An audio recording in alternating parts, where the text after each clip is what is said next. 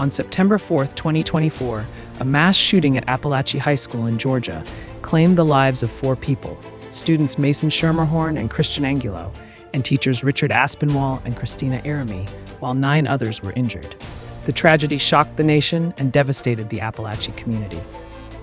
Prosecutors alleged that 14-year-old Colt Gray carried out the attack after planning it in advance. His father, Colt Gray, was separately prosecuted for providing the firearm used in the shooting, despite earlier warning signs about his son's access to weapons and behavior. In July 2026, Colt Gray pleaded guilty to all 55 criminal charges. All right, you can call Investigator Smith. Yes, Your Honor, this time we call Investigator Jason Smith.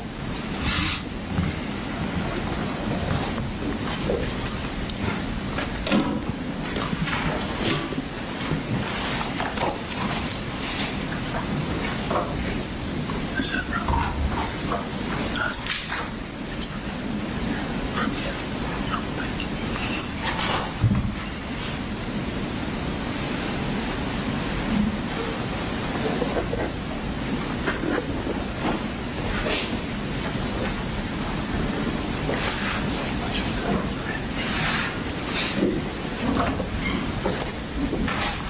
Go ahead and raise your right hand.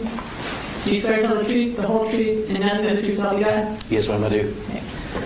Go ahead and have a seat and introduce yourself to the court. My name is Jason Smith, and I'm an investigator with the Barrow County Sheriff's Office. And how long have you been with Barrow County Sheriff's Office? Approximately 13 years, or correction, 16 years. How long have you been with the Investigations Division? Almost 12 years now. What part of that division are you in? So I'm assigned to our Persons Crimes Bureau. Okay. And were you in that same role in September of 2024? Yes, ma'am, I was. Were you the lead investigator for the Apalachee school shooting back on September 4th of 2024? Yes, ma'am. And before we get into your specific involvement, I'd like you to just take us briefly through what happened that day leading up to when Mr. Colt Gray was arrested. Okay. Let me get you to hang on for just a second. Is everything okay? I have to stand by next to the way now. If you don't, I appreciate it. Sorry about that. Sorry. Thank you, Brooks. And I'm going to have you use this map to do that. Can you just kind of look at it and identify it for us? Yes, ma'am. This is a, you have a pointer? Do you like me to use?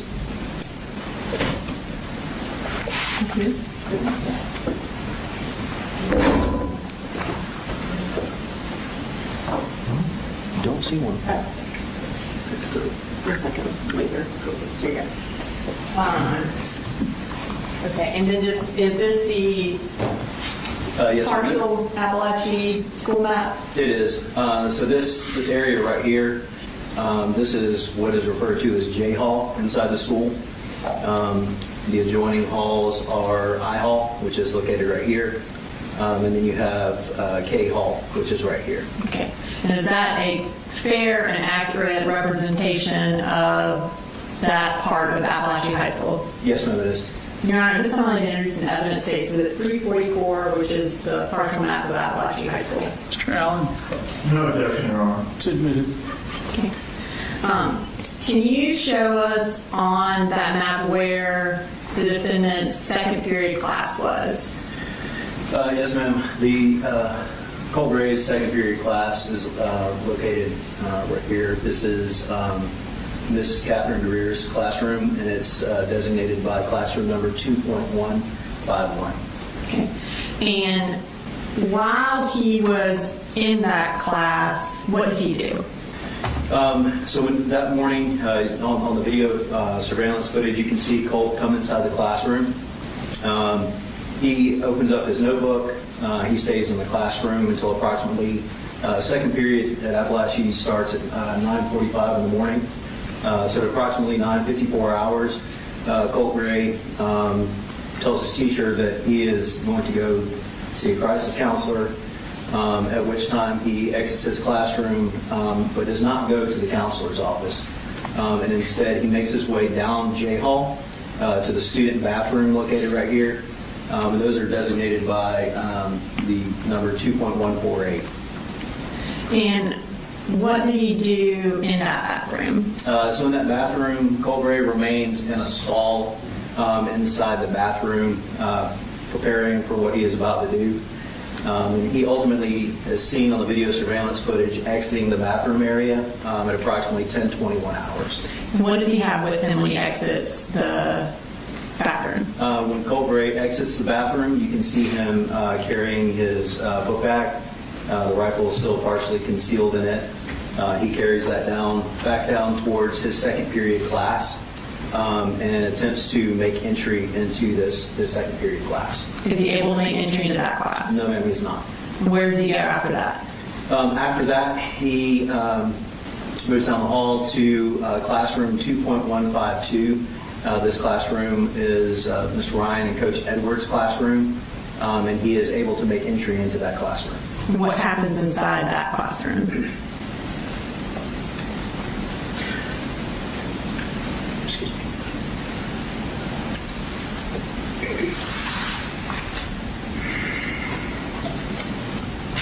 So Colt Gray fires into this classroom multiple times, striking numerous students, and ultimately causing the death of Christian Ngula. What does he do after he leaves that classroom? After he leaves this classroom, it appears that he kind of becomes distracted and comes out this way. Christian Ngula ultimately shuts the door to that classroom, preventing Colt Gray from re-entering the classroom. So Colt continues down the hall until he gets to approximately in this area, at which time Miss Irami in classroom number 2.145, she opens the door to kind of check and see what's going on, and she is struck at that time. And what does he do after that? After that, Colt continues to move down the hall, and as he's moving down the hall, Coach Aspinwall and Coach Phoenix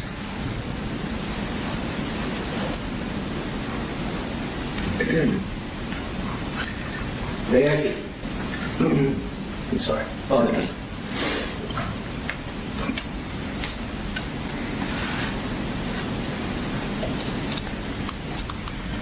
So Coach Aspinwall and Coach Phoenix, they exit the classrooms. Again, they're coming down the hall to see what the noises are, to see what's going on. At that time, Colt Gray engages both. He strikes Coach Phoenix and Coach Aspinwall, and they return to down the hall. Colt continues on down J Hall, at which time he comes into contact with Mason Skirmerhorn, who exits the men's bathroom. And what happens at that point? At that point, Colt Gray opens fire on Mason. After he shoots Mason, what happens? At that point, Colt continues on down the hall to where he gets to, this is K Hall, and he points his rifle down, aiming it at a student by the name of Zane Zay. At this moment in time, this is when, at this hall right here, this is F Hall, and this is when SROs Sergeant Donovan Boyd and Deputy King are coming down F Hall. They announce and give verbal commands to Colt to put down the rifle, and he does so. And at that point, is he apprehended? Yes, ma'am, yes. Okay, thank you. Investigators, if you can sit back down.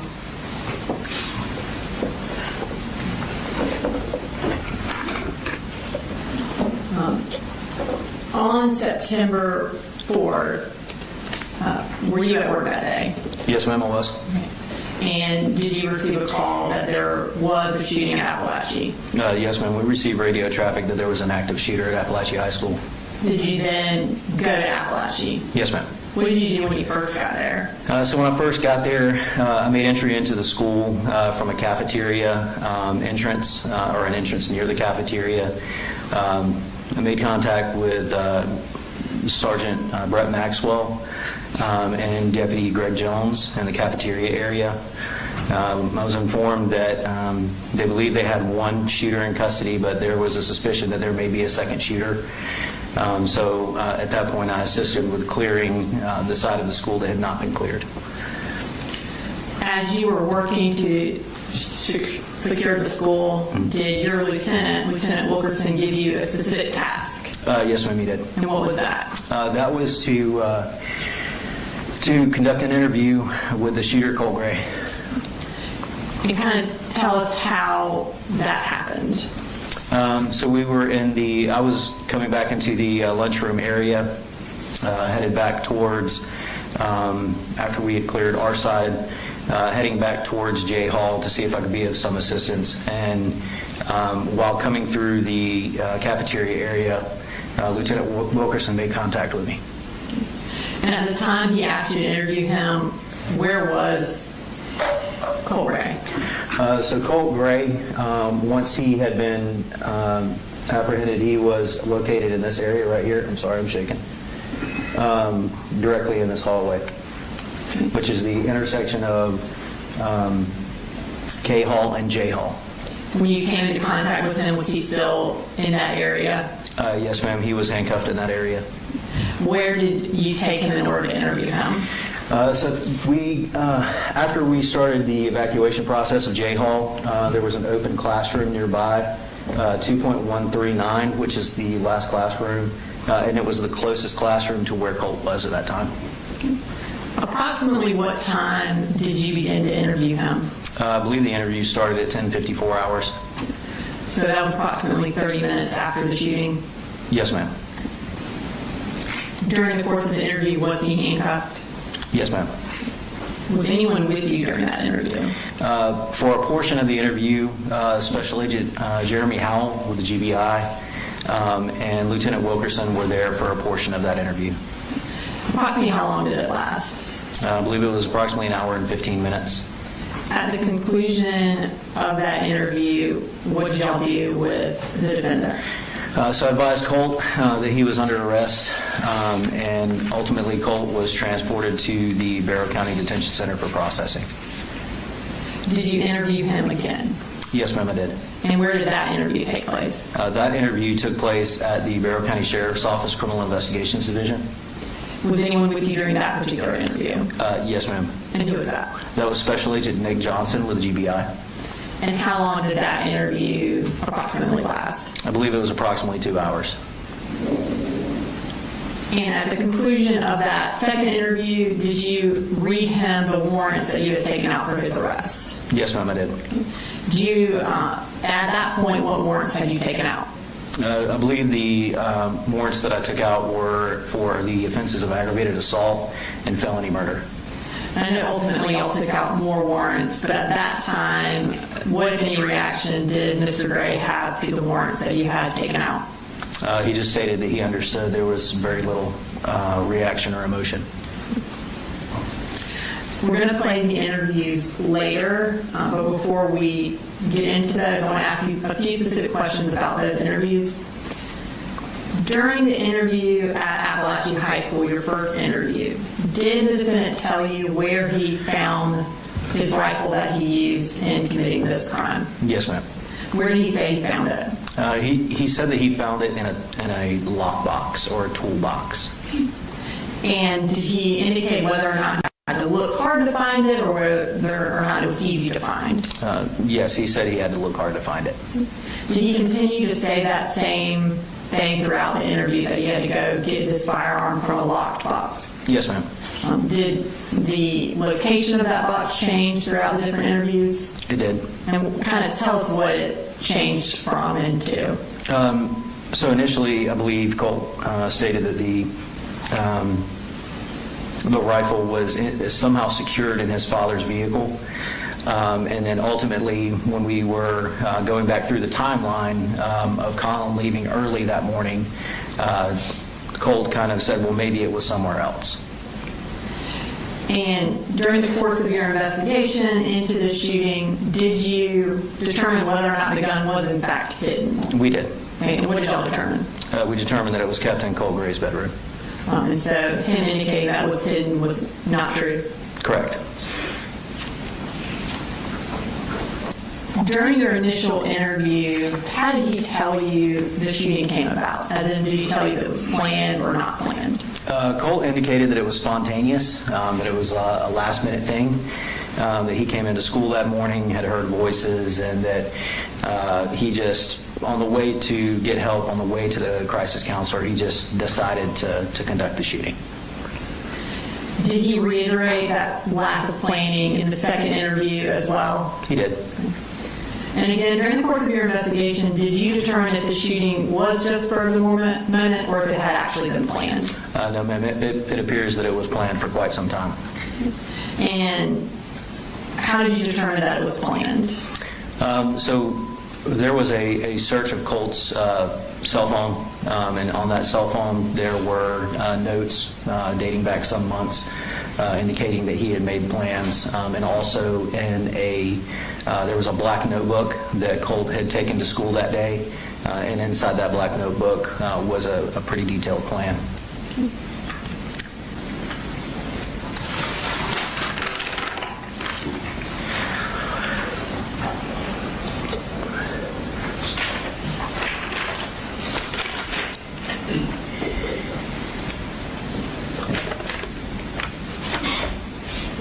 I've just given you what's been marked as State's Exhibit 337. Yes, ma'am. Do you recognize that? Yes, ma'am, I do. And what do you recognize that as? So this is the 3-ring binder that Colt Gray, we commonly refer to it as the black notebook, but it is a 3-ring binder that Colt took to school that day. And is that the notebook that you indicated during earlier testimony that he opened up in Ms. Greer's class? Correct. And is that where that notebook was ultimately found? Yes, ma'am. Your Honor, this time I'd like to introduce into evidence State Exhibit 337. Mr. Allen? No objection, Judge. All right, 337 is admitted. And before we go into what was in the notebook, at this time I'd like to play State Exhibit 236A. It's previously been introduced under the stipulation. It is a clip from Ms. Greer's second period class. I'm going to ask investigators a couple questions about it. All right, this was stipulated to Mr. Allen. Yes, Your Honor. All right, it's admitted.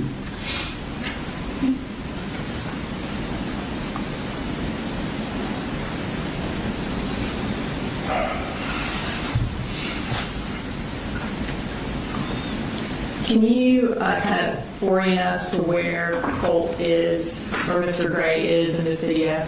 Yes, ma'am. If you direct your attention to the bottom of the circle here, well, you're not going to be able to see that. So at the bottom of the circle right here, this is Colt Gray, and this is his desk. Okay, thank you. All right, and this is approximately 9:46 a.m. Yes, ma'am. And is this going to show when he opens up the black notebook? Yes, ma'am.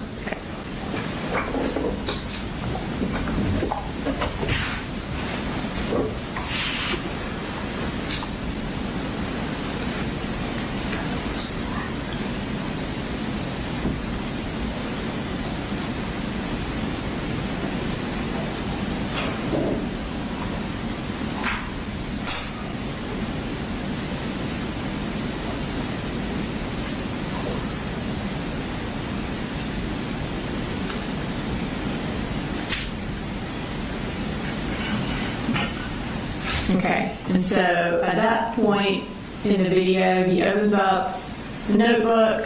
Does he, at some point, then leave the classroom? He does.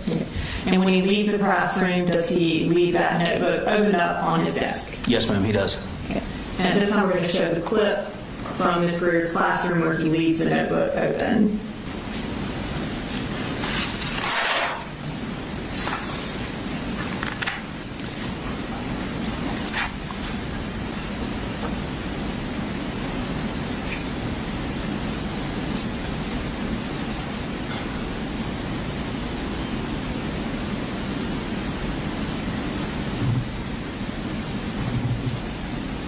And you indicated earlier that he told his teacher that he was going to go see a crisis counselor. Is this the point where he tells her that at some point in this part of the video? Yes, ma'am.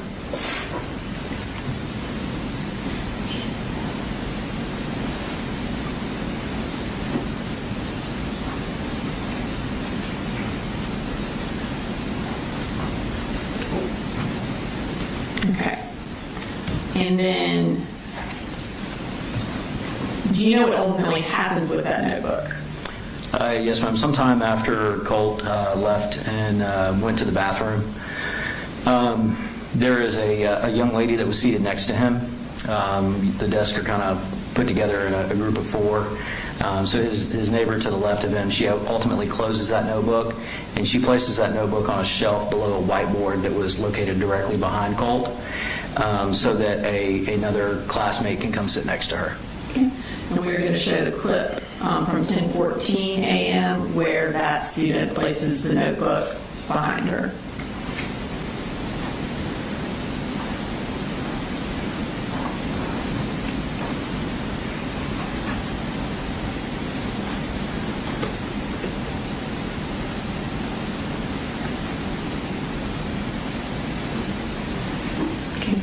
And is that location where the notebook was ultimately found when the GBI was processing the crime scene? Yes, ma'am. Okay.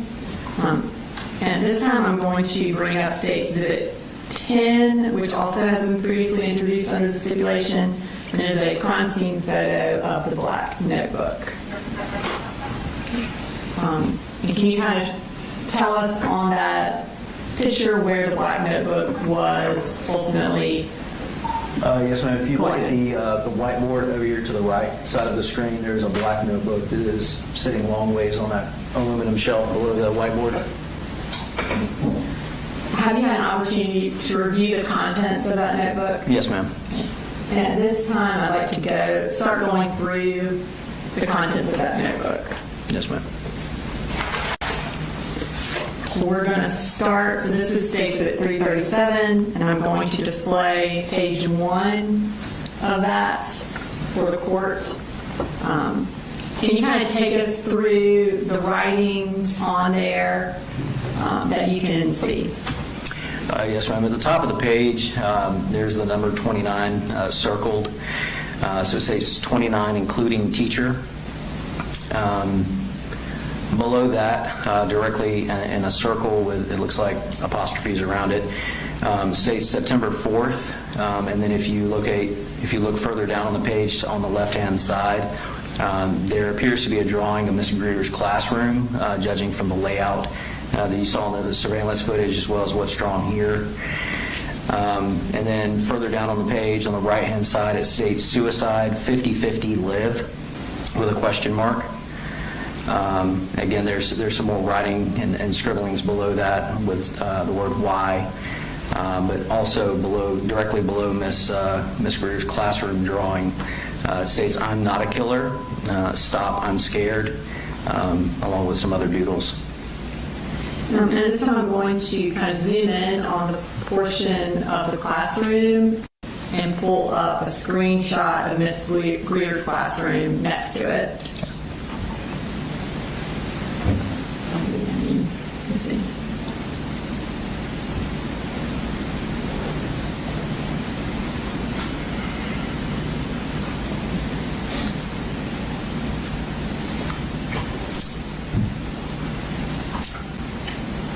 So, kind of, and you mentioned, oops. That's okay.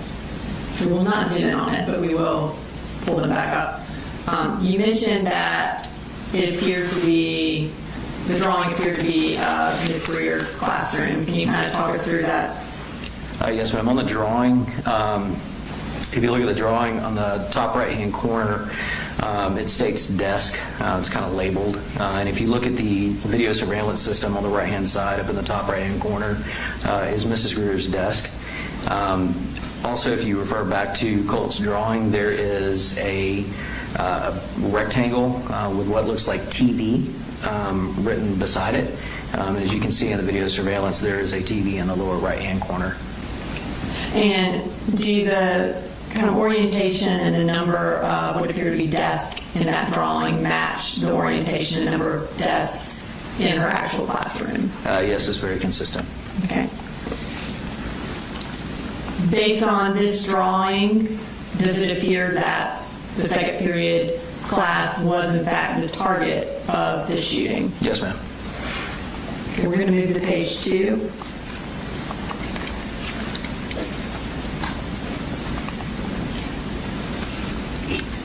Okay. And can you kind of take us through what he has written on this page?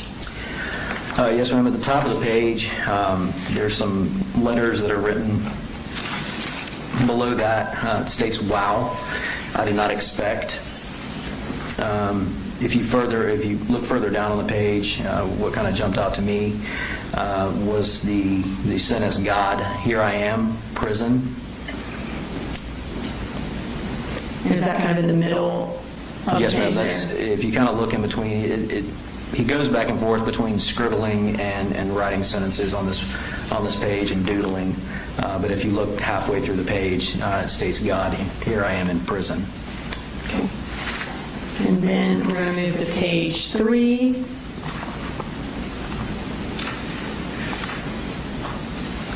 And these appear to be sort of symbols of some sort. Yes, ma'am. Moving to page 4. Can you tell us what this page is? Yes, ma'am. And reading through this, this appeared to be kind of Colt's plan for what he was going to do on September 4th. And before you read it, based on kind of the content of the plan as well as you viewing surveillance video from September 4th, did the defendant write this plan prior to going to school on September 4th? Yes, ma'am. Okay. And can you read it for us? Okay. So at the top it states class. It says second, walk from first to the bathroom. So I'll set my bag down, open it, and put on vest. I'll take it a moment or two to stay calm and really think about if I want to do this. Take out the poster covering rifle. Take out the rifle and chop it up. And prop it up, against the wall. Vest should be on at this point. Get out gloves that are in your backpack and put them on. Clap a few times to make sure they're on tight. Once done, zip up backpack, check mags, slots, and vest. And then down at the bottom, he kind of details what magazines he was planning on bringing. He draws 2 magazines and identifies those as 20-round magazines. He draws a little bit larger magazine and labels it as a 60-rounder. And then he draws a 4th magazine and labels it 30-rounder. And if you look a little bit further to the right, he identifies that he will have 110 rounds total. And is ATP commonly known as at this point? Yes. Okay. So in this plan, he talks about bringing a vest. Did he ultimately bring a vest to school that day? No, ma'am. Also, you mentioned earlier when you were going over what the defendant did that day, that he left Ms. Greer's classroom and went to the bathroom. That's correct. And in this plan, specifically, it says first to the bathroom. Is that correct? Correct. In his interview at the sheriff's office, did he give you an idea or did he tell you whether or not going to the bathroom was planned or if it was just sort of spur of the moment? In the interview at CID, he told me, and again, that this was a spur of the moment thing. And based on this written out plan, was it spur of the moment to go to the bathroom? Absolutely not. Okay. He also, in the plan, mentions takeout, poster covering rifle. Correct. In his interview at the sheriff's office, what did he say about the poster being around the gun? So he said that morning that he just grabbed whatever gun and whatever ammunition he could find and whatever he could, what paper he could to hide the rifle. So again, he acted like the poster was not a planned aspect of this. Correct. And based on this written plan, was that truthful? No, it was not. Now, also in the plan, as you mentioned, he outlines the exact magazines he intends on bringing. During his interview, what did he say about the magazines? During the interview, he just said that he grabbed whatever was available. He didn't indicate that he intended to bring a specific number of rounds or magazines or anything like that. And so based on the plan, did he intend to actually have specific magazines that he brought? Absolutely, yes, ma'am. And when he ended up actually bringing the magazines to the school that day. Are these drawings accurate as to what, or close to accurate as to what magazines he ultimately brought? Yes, ma'am. 3 of the 4 are accurate. Now we're going to move to page 5, which is the second part of his written out plan. Can you read through that for us? Yes, ma'am.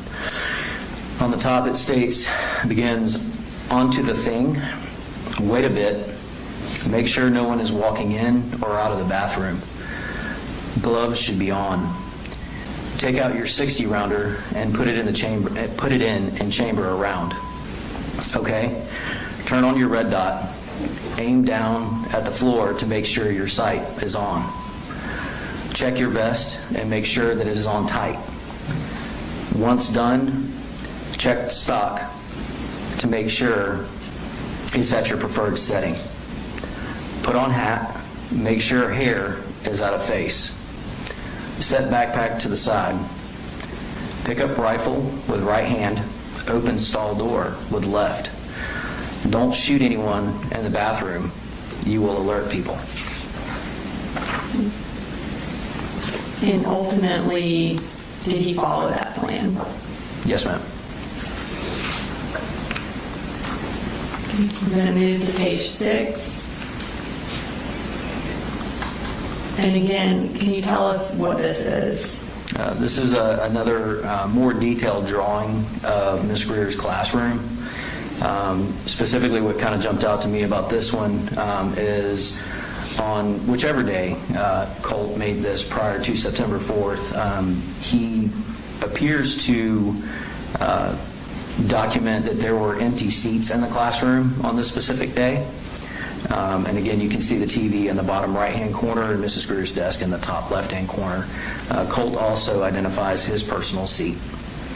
And is that there at the bottom right where it says myself, I believe? Yes, ma'am. Okay. And can we bring up that screenshot again? Side by side.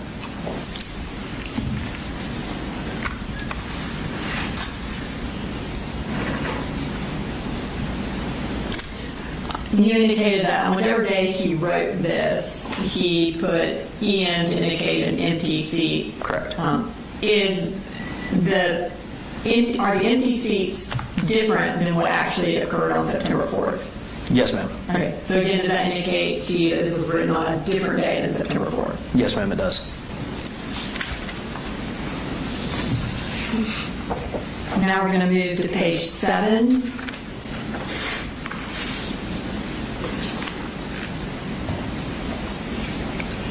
Okay, can you take us through what he wrote on this page? Yes, ma'am. This appears to be Colt's plan for how many people he thought, how many casualties or injured that he thought were going to be subsequent to the shooting. So at the top it states hallway. I'm thinking 3 to 4 people killed, injured, question mark, 4 to 5. On the right-hand side, he states classroom, 15 to 17 killed, injured 2 to 3. Further down on the page, classroom 2, 3 to 5 killed, injured 2 to 3. And then in parentheses, it says, surprised if I make it.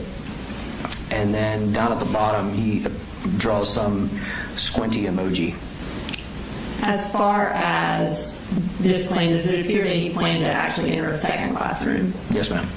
And viewing the surveillance video, did he walk down the hall to look for another classroom? Yes, ma'am. We're going to move to page 8. Can you just kind of summarize what is on this page? Yes, ma'am. This is where he repeatedly wrote the word why over 100 times. Down at the bottom, he kind of writes out a sentence, why am I like this? And then we're moving to page 9. Again, he writes the word why repeatedly. I think this was over 20 times. Okay. And then we're going to move to page 10. Again, on this page, Colt, again, writes the word why approximately 100 times. Page 11. This is Colt, again, writing the word why. This appears to be approximately 60 times. And in the middle of the page, there seems to be some type of cryptic letter or code with the word why written out to the side. And then we're going to move to page 12. This is the word animal written 6 times. Page 13. This is a drawing of a sad face, and at the top it's written, "I can't wait, I can't wait." Page 14. This appears to be some type of scribble. Page 15. Again, this is just a whole entire page where he decided to scribble in a notebook.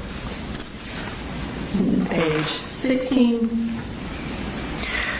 This is a drawing. There's some doodles at the top of the screen, but further down you can see a drawing of a firearm with the number 10 pointing to the magazine. And then the final page, page 17. At the top of the page, you can see a stick figure that appears to be standing behind a door. And to the left of that door, there appears to be a semi-automatic handgun with a silencer and an extended magazine firing into or through the door.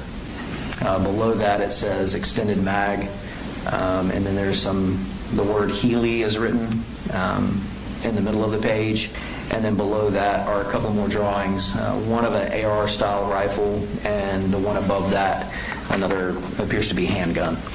Okay. And that, the entirety of what was in that black notebook that was found at Apalachee High School on September 4th? Yes, ma'am. Okay. Your Honor, I know it's about noon. That kind of concludes that portion of our questioning. Seems like a good stopping point. All right, ladies and gentlemen, we're going to take a recess for lunch. We'll resume at 1:15.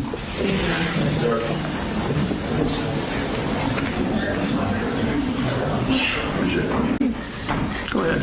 All right, Investigator Smith, we are going to now turn to a different notebook. In addition to the black notebook that was found at the crime scene of Apalachee High School, were any other notebooks found at the defendant's residence? Yes, ma'am. Okay, and what kind of notebook was found there? That was a yellow spiral notebook. Okay.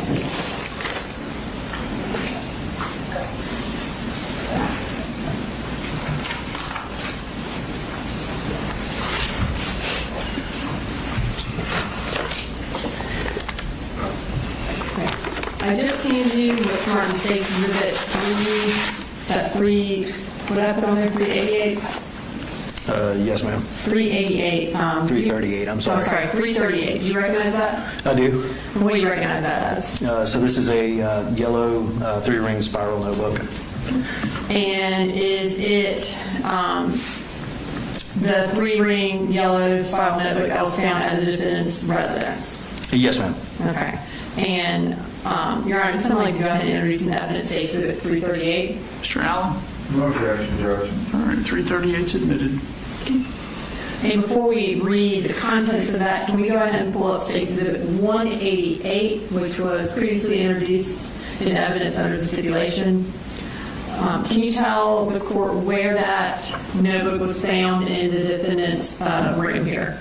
Yes, ma'am. If you look directly below the television, there's a desk below that, and then there was a metal wire shelving unit on top of that shelving unit, but below the desk, this notebook is lying on its face up underneath there. Okay. And I'm going to go ahead and bring up State Exhibit 190, which is just kind of a close-up of that. That's already also been introduced under the stipulation. And can you again just kind of point us to that notebook? Yes, ma'am. This is the notebook. You can see the cardboard backing of the yellow spiral notebook below the desk on the right-hand side. All right. And I'm going to pull up that yellow notebook on the screen, or I guess the contents. We're going to start with the first page. Can you read us what was on that first page? Yes, ma'am. It seems to be some type of poem. States, forever in bliss, save me from this cruel world, I beg you. Don't leave me unconscious for all of eternity. Awake me in your arms, your wings. Save me, I beg of you. I'm so tired. Just hold me close. Wrap your wings around me, please. And then moving to the second page. The second page, there's some writing that says, I can write and write. Just save me. I just want to be taken away from this cruel world. And there appears to be some type of angel wings or angel drawings below that. Moving to page 3. This is a continued writing. Yeah, I know. A male. Women are scary. And men just taste better. I want to be an angel. I want to be with, and then in parentheses, a guy. I want to stick the Barbie of my gun, or I'm sorry, the barrel of my gun in my mouth and pull the trigger and wake up in an angel's arms, and then in parentheses again, a guy. And moving to page 4. This appears to be a self-portrait of some kind. And then page 5. Again, this is appears to be another self-portrait.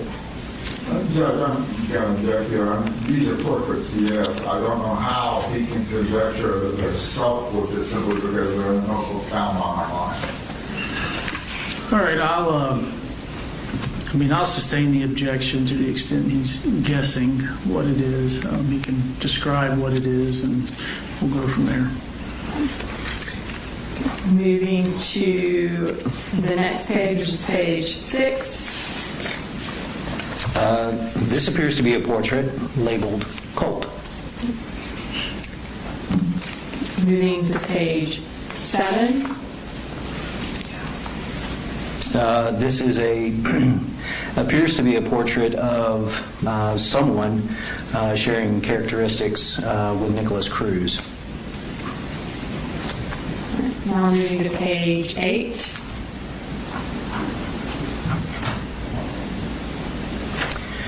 This is some additional writing. At the top of the page, it says SS now with an exclamation point. Beginning on the left-hand side of the page, it says breathe, pull, reload, click. To the right of that, it says Nick 139, Adam 154. And we believe these to be the number of rounds that Nicholas Cruz and Adam Lanza were able to fire during their respective shootings. Below moving further down on the page, it states 430 round mags, 30 times 4 equals 120. To the right of that, it is a drawing that appears to be some type of vest. Looks like it has magazines on the front of the vest, and it's literally labeled vest above that. Below the picture of the vest is the words more risk, more mags. Moving further down the page, it states it doesn't take much, just once or twice, in the chest or head. And then there is a drawing that appears to be a backpack with a rifle loaded into it, and it states sticks out of bag. And then there is a description above that says hoodie over. So it looks like at one point Colt planned to put a hoodie over the rifle instead of his poster board that he ultimately used. And did the gun actually stick out of Colt's bag or the defendant's bag when you Yes, took ma'am, it it did. into the school? Yes. Again, this level of cleaning that he is doing on this page and drawing the rifle and kind of how to... The characterization here, it's not necessarily You can't show that there's a level of planning. You can show that he is making drawings and doodlings and that sort of story. It's up to the finder of fact and for whether or not the other evidence presented leads to this being an episode of planning. But the characterization that this is a plan, I think, is inappropriate at this point. One, you haven't let me finish my question, which I'm asking Investigator Smith to basically compare this picture to what the defendant said in his interview. I think he can do that. He has a basis of knowledge of how the defendant took the gun into the school, and he has a basis of knowledge of the interview. So he can compare the different types of planning that occurred. I'll overrule it. Thank you, Your Honor. So essentially, this page where he has drawn the gun kind of sticking out of the bag with a hoodie over it, is that a different level of planning than what he indicated to you in the interview? Yes. Okay. And did he indicate that there was any level of planning in how to get the gun into the school in the interview? No, he did not.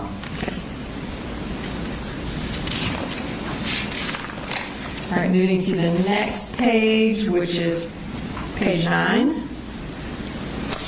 This is a stick figure cartoon. It says, shoot the teacher first, the students next.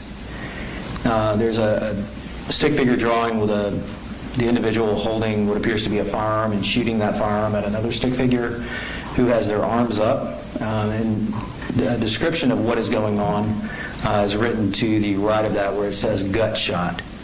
There's also 2 other students that appear to be standing behind what I'm assuming, since he's labeled them students, as desks. Further down the page is a continuation of the cartoon caricature. There appears to be someone lying deceased on the floor, with their eyes drawn as 2 X's. The individual who is doing the shooting, which is labeled U. You can see the firearm going off, and then he has drawn bullets that are heading in the direction of those students. And then a further continuation on the 3rd slide of the cartoon is it states suicide with a smiley face, and it appears that the stick figure who was doing the shooting is causing self-harm. All right, and now we are going to move to the next page, which is page 10. And kind of tell us what's on that page. So this he's discussing specifically ammunition and the price of ammunition. Up at the top it states $20 equals 20 rounds. So you earn $5.45 an hour. 5 times 7 hours is $35. And that would be split. $20 out of the 35 leaves me with 15. $1 per 1 round. $15 equals 15 rounds. $20 equals 20 rounds. 20 plus 15 is 35 rounds. And then at the bottom he has signed it big brain with a smiley face. And moving to the final page, which is page 11. Can you tell us what's on that page? Yes. So up at the top of the page it says, as for Nick, he's the love of my life. If it wasn't for him, I don't think I would be there. And you indicated earlier that there was a picture that resembled Nicholas Cruz. And who is that? Nicholas Cruz is another school shooter. And does he spell his name N-I-K? He does. All right, so now that kind of concludes that portion of the journals. We're going to now move to the actual interviews that you conducted with Mr. Gray. For that first interview that you conducted at Apalachee High School about 30 minutes after the shooting, how was that recorded? That was recorded on a digital audio recorder that we're issued. Okay. And was that in 2 parts? Yes, ma'am, it was. I have on our computer State Exhibit 339A and State Exhibit 339B, which are the 2 parts of that interview. Again, opportunity to review those. Yes, ma'am, I have. Are they a fair and accurate reporting of your interview with Colt Gray on September 4th at Apalachee High School? Yes, they are.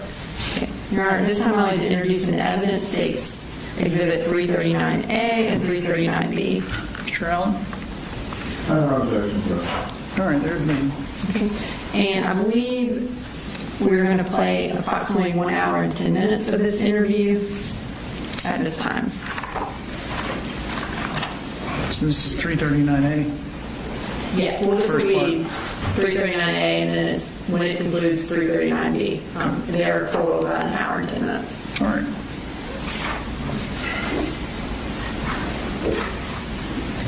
$6 hours. Continue.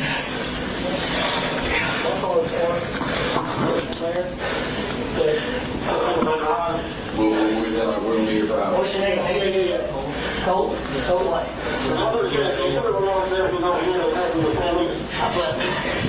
Let's go ahead and talk. Actually, do you mind that room? No. Let's go ahead and talk. Get a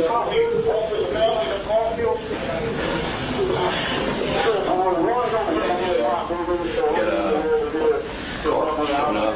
Whenever you're ready, let us know. We're going to put 2 with him at all times. Hey, bud. My name is Investigator Smith, okay?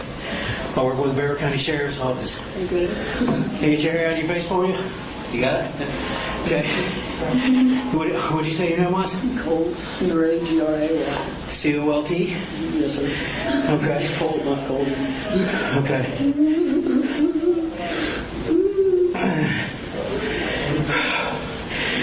Can you tell me your date of birth, bud? January 14th, 2010. You said your last name was Grey? Gray. A-Y? And you said your birthday was what? January 14th, 2010. 14. 1410. Okay, 2010. What grade are you in? I'm a freshman. I think the first grade in high school. You're a freshman? Hopefully maybe a relic more. It's in middle school. Here for a month. Okay. What's going on, buddy? I was kind of driving. A police officer came in the bathroom. I thought he would stop me when he did. At that point, I didn't think there was no going. I didn't think there was any human traffic. Okay. So you said you were in the bathroom? Yes, sir, down there. What were you doing in the bathroom? I was just contemplating. I really shouldn't do this. Like, my life was already over. Do what? I said I was contemplating I shouldn't do this, but my life was already over. And kept thinking, and I keep having people tell me to do it, and I hate it. I can't even look that way. I fucking feel terrible, dude. I'm not justifying my actions at all. I'm just so fucking... Okay. This is fucking horrible, man. How old are you, Colt? I'm 14. You're 14? Okay, I'm going to read you something real quick, okay? Because you might kind of made some statements to me, and I want to read you something, okay? All right. These are your Miranda rights, okay? Yes, sir. Have you ever seen the Miranda rights on Yes, sir. TV? Yes, sir. Okay, it's the same thing, okay? Okay. You have the right to remain silent. Yes, sir. Anything you say can and will be used against you in a court of law. Yes, sir. You have the right to talk to a lawyer and to have him present with you while you're being questioned. Yes, sir. If you cannot afford to hire a lawyer, one will be appointed to represent you before any questioning. Yes, sir. You can decide at any time to exercise these rights and not answer any questions or make any statements. Knowing and understanding each of these rights as I've explained them to you, and having these rights in mind, do you wish to talk with me? Yes, sir. You do? I didn't want to talk to anybody at this point. I'm so sorry. And just so I can make sure that you understand Yes, those sir. rights, I understand. what does that mean to you, that what I just read? That means that I can talk to you or get a lawyer. Okay. I can buy one or get one appointed to me. Okay. I understand. Okay. Okay. So, Colt, tell me what happened today. How did we get here? I lost those things, and it kept growing on me, and I pulled back as much as I could. But I just by the time I got here and realized what I had brought on myself, I didn't know. I had a moment of like in the bathroom. I was like, I really shouldn't do this. The next thing I know, I'm fucking shooting in a classroom, dude. You shot in a classroom? Yes, sir, down there. You did? Yeah, and then I saw people in the hallway. And you shot people in the hallway too? Yes, sir. I think that one. It was so. I didn't even No, dude. You didn't know what? He was looking the other way, and I'm just. I didn't even have my sights turned on, man. I was just so like, it wasn't me. I'm not at all just buying anything. It's fucking horrible. No. I'm gonna close this door real quick, okay? So you said you brought a gun to school today? Yes, sir. What kind of gun did you bring to school? I'm 15 SIG M400. And a SIG M400? No. What kind of gun is the SIG M400? AR-15. I think it shoots whatever. I don't know. I just grabbed whatever was closest to me. Who's closest? Just fucking came here and did this stupid shit. I'm probably affected thousands of people, dude. This is fucking horrible. What made you want to bring a gun to school? So many things I'm trying to pinpoint, but I don't know. I just like I hate auditory things, and I have so many thoughts I can't get out. I'm really unwell. Okay, you said you had auditory things? Auditory things, yes. Like what? What is that? Just constant, like just random whispering and shit like that. I know it's so common for, people to fake schizophrenia just to get some stupid, like, settlement or whatever. It's just, oh my God. Is that something that you've been to the doctor for? No, sir, but my dad had an appointment next week. But I couldn't wait. I told him to hide his guns, and he did, but I don't know how I found them. Your dad hid the guns? Yes, he already ordered a gun safe. It's one of those situations where, like, he just was, like, oblivious. I told him, and he knew he cared about me. When did you tell him to hide the gun? A few days ago. A few days ago? Yes, sir. Okay. Is that something that you've been thinking about doing for a while? Yes, it's been years. You've been thinking about it for years? It's only gotten worse, and I finally just now got to the point where I wanted to reach out and get help.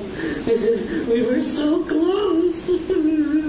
What do you know what doctor you were going to see next week? No, it was a crisis counselor. I tried to call the hotline in the bathroom, but it didn't go through. Okay. And I thought the officer who walked in was looking for me, and I thought he would notice me, but he didn't. He just walked out. Okay. Where were you at when the officer walked out? You were in the bathroom? But he could see my hair. I knew he could. Okay. And was that before you shot or after you shot? That was before. That was when I was trying my best to not do this horrible shit, dude. And I'm not trying to get any remorse for anybody. I know I fucked up so much. I'm just not trying to leave anybody in the dark. Why did I do this? I hate it. What's your dad's name, Colt? His real name is Colt Gray, but he goes by Colt Gray. Okay. How do you spell his name? Colin or Coley? Colin. Colin is his last name. Gray? I'm so fucking sorry. Do you know his telephone number? No, but it's on my phone. My blue bag and stuff are still installed. Okay. Everything.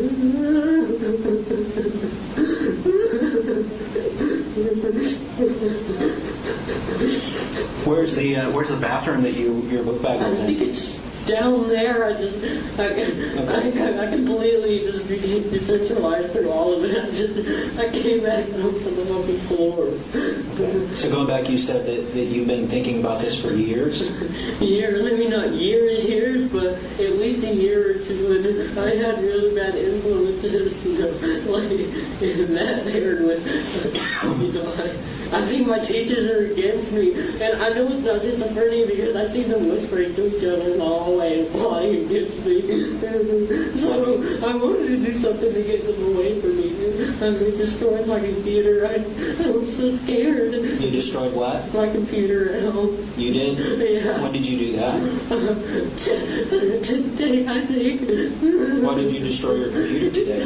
I thought they were inside my computer and they were working with somebody. So it was somebody that was after me. Somebody was after you? Yeah, it's not schizophrenia either. I know they are. All my teachers are in on it. They planned against This is the only thing that...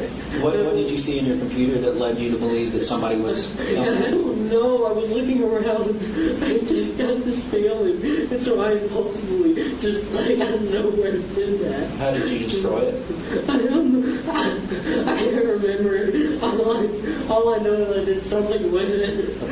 It's just now coming back. Like just, oh my God. So you mentioned earlier that some people told you to do this, or encouraged you. Yeah, it was so many things. I feel like that led up to it. For one, the teachers, the people that are after me, and then I have constant people egging me on and telling me that, they're after me, but eventually they're going to get you. Who's been egging you on? I don't know. I just hear them sometimes inside. It's mostly kind of like whisper. It's sometimes family members that I hear, but it's not actually my family members. Also, that I can at least have self-awareness. So are you saying those are the voices that you hear? I don't even know if they're voices, but What do you think they are? There are things I don't know. It's hard to even make it out sometimes. And you said some of them sound like family members? Family members, yes, sir. I'm so fucking sorry, dude. I look back and I saw, oh my God! Oh my God! So Colt, do you think that you can walk me through this morning from the time that you got up? I think I can. Okay. Yeah. What time did you get up this I know morning? I can get a lawyer, but I want you and I want everyone to be at the floor because this is fucking sick. This is horrible. Telling me it's okay and that I did the right thing, but I know I have morality then. Who's telling you it was okay and you didn't?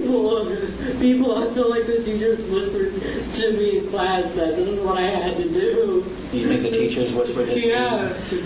And the family members whispered this to you? Yeah.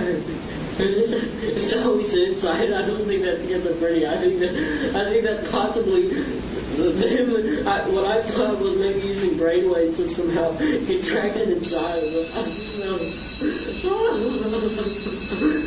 So what time? Let's kind of go back to the beginning of today. Okay. Okay. Tell me everything that happened between the time you woke up until the time you got here today. I've been awake for like a day. I've been trying. I thought about killing myself to try to stop this because at least I know with most it's just completely like they're just not there. But I had glimpses and shivers of immorality. This isn't wrong because my heart hurts. When's the last time that you remember sleeping? Sleeping? Yeah, when did you last sleep? I think like a day ago. Today, I don't even know what today is. Okay. What time did you start getting ready for school? I said I just put my clothes on like normal, and it was going well. I told my dad I loved him, and I was so glad that he was giving me the help I needed. And I had people online that I was in contact with that weren't good influences. Okay. Who were you in contact with online? It's in my Discord account. Just y'all can probably just go through and see. Do you have a username on Discord? I think it's occasional burner, just occasional burner. Okay. And I told them that I feel like people were after me. They tried to help me so much, and I say they were influenced. They weren't. They knew what I was going through, and they tried their hardest, and I told them that I wasn't going to do it. What did the people on Discord say? They said, I think it was only 2 or 3 people. I think all of them are girls too. I think one of them is gay, but What did they say to you? They said, one of them said that that you're strong. You don't need to do this. Okay, they tried to talk you out of it. Yeah, pretty much, but they weren't even because I told them I had things to tell me, like I had to tell them. I didn't want to freak them out, so I just told them it was simply something I don't know that I was going to try my hardest not to let happen. I think they believed it. Okay, you said this morning you got up and what did you didn't go to bed last night, right? No, sir. What did you do all night last night while everybody was sleeping? I laid on the floor and I contemplated. I was trying so bad. I thought I was not going to do it. What were you contemplating? this, and I mean, contemplating in a sense, it was more of like, I don't even want to say fighting off these things, but it was more of like hoping that the facility and these brainwaves and stuff that are completely just making me do shit. I've threatened, I've said shit within the last month that I've never said to like my family members. Like, You've been threatening your family members over the past yeah, and like my dad, I told him I told him that I was gonna kill myself, and my dad was scared. He knew that if he tried to call anyone, that eventually for a while he thought that I was gonna hurt myself. But eventually I got to him. I was like, hey, it's okay. I love you, my sister. I'm not gonna do this. So this morning, you about what time was it that you saw your dad and told him that you loved him?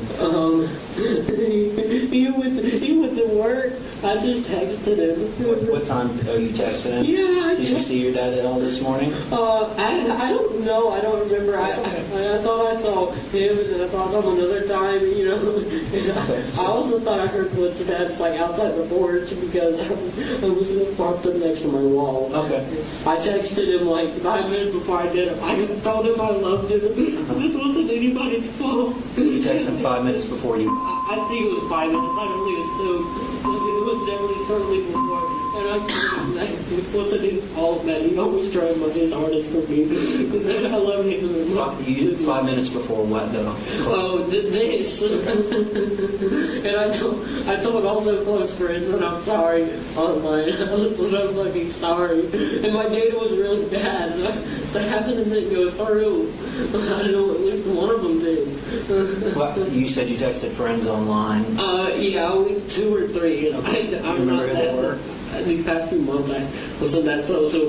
They were people on Discord. Discord. Okay.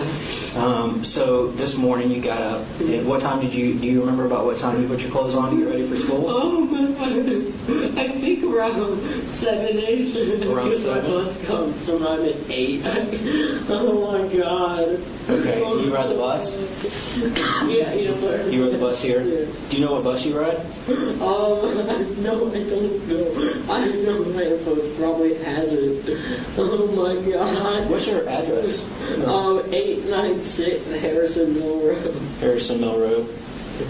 He's just, my daddy's going to be in shock. I know he is. Okay, we're going to try to reach out to him, okay? Okay, thank you.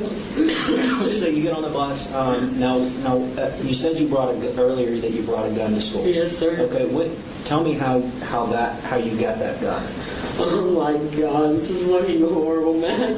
I looked impulsively for a good while, and all throughout it felt like I wasn't even there. It was almost like I was decentralized, just having no control over these impulses that I was doing. And at this time, I had given like my dad part, and I gave my dad his guns and ammunition because we bonded over that. You know, before all this shit happened, but in the last few months, I've just completely lost it.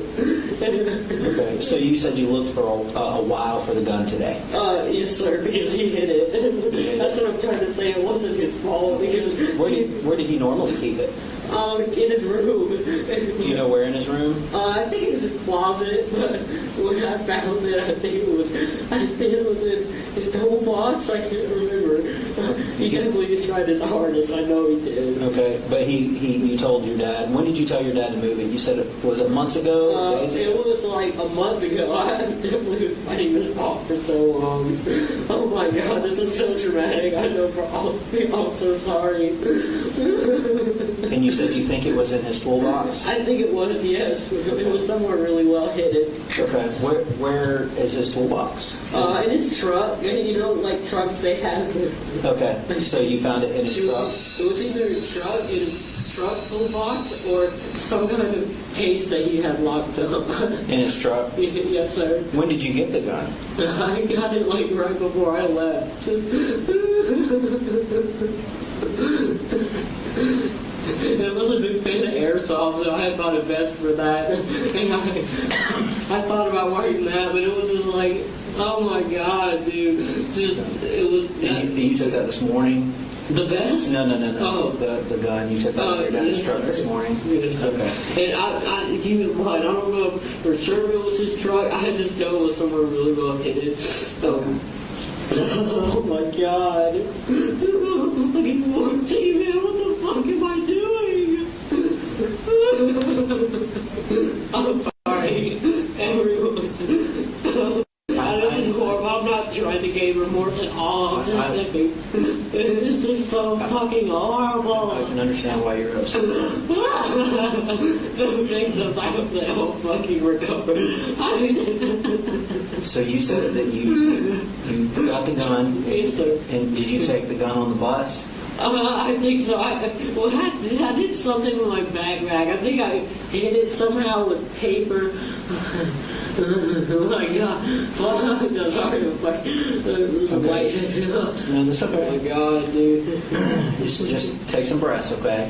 I'm so fucking sorry. You all have to deal with this shit. This is horrible. So you said you kind of hit it with paper when you get on the bus? Yes, sir. Okay. And so when you get to school, what do you do then? I go to I think I was into my first period. What's your first period? It's a science, it's for the software technology. It's messed up because I knew she knew something was in it. She asked me. Who's your teacher? Oh my God. Harris, I think. S. Harris. I told her I don't know. I don't know what it is. I know that's what she informed the cop he was looking for, but he just doesn't mind me. So, no, he walked in the bathroom that I was in. I guess he just didn't notice I was there. okay, so you said that your teacher asked you about, what did she say to you when she asked about She you? said, what's in the paper? What's between the paper? What's between the paper? Yeah.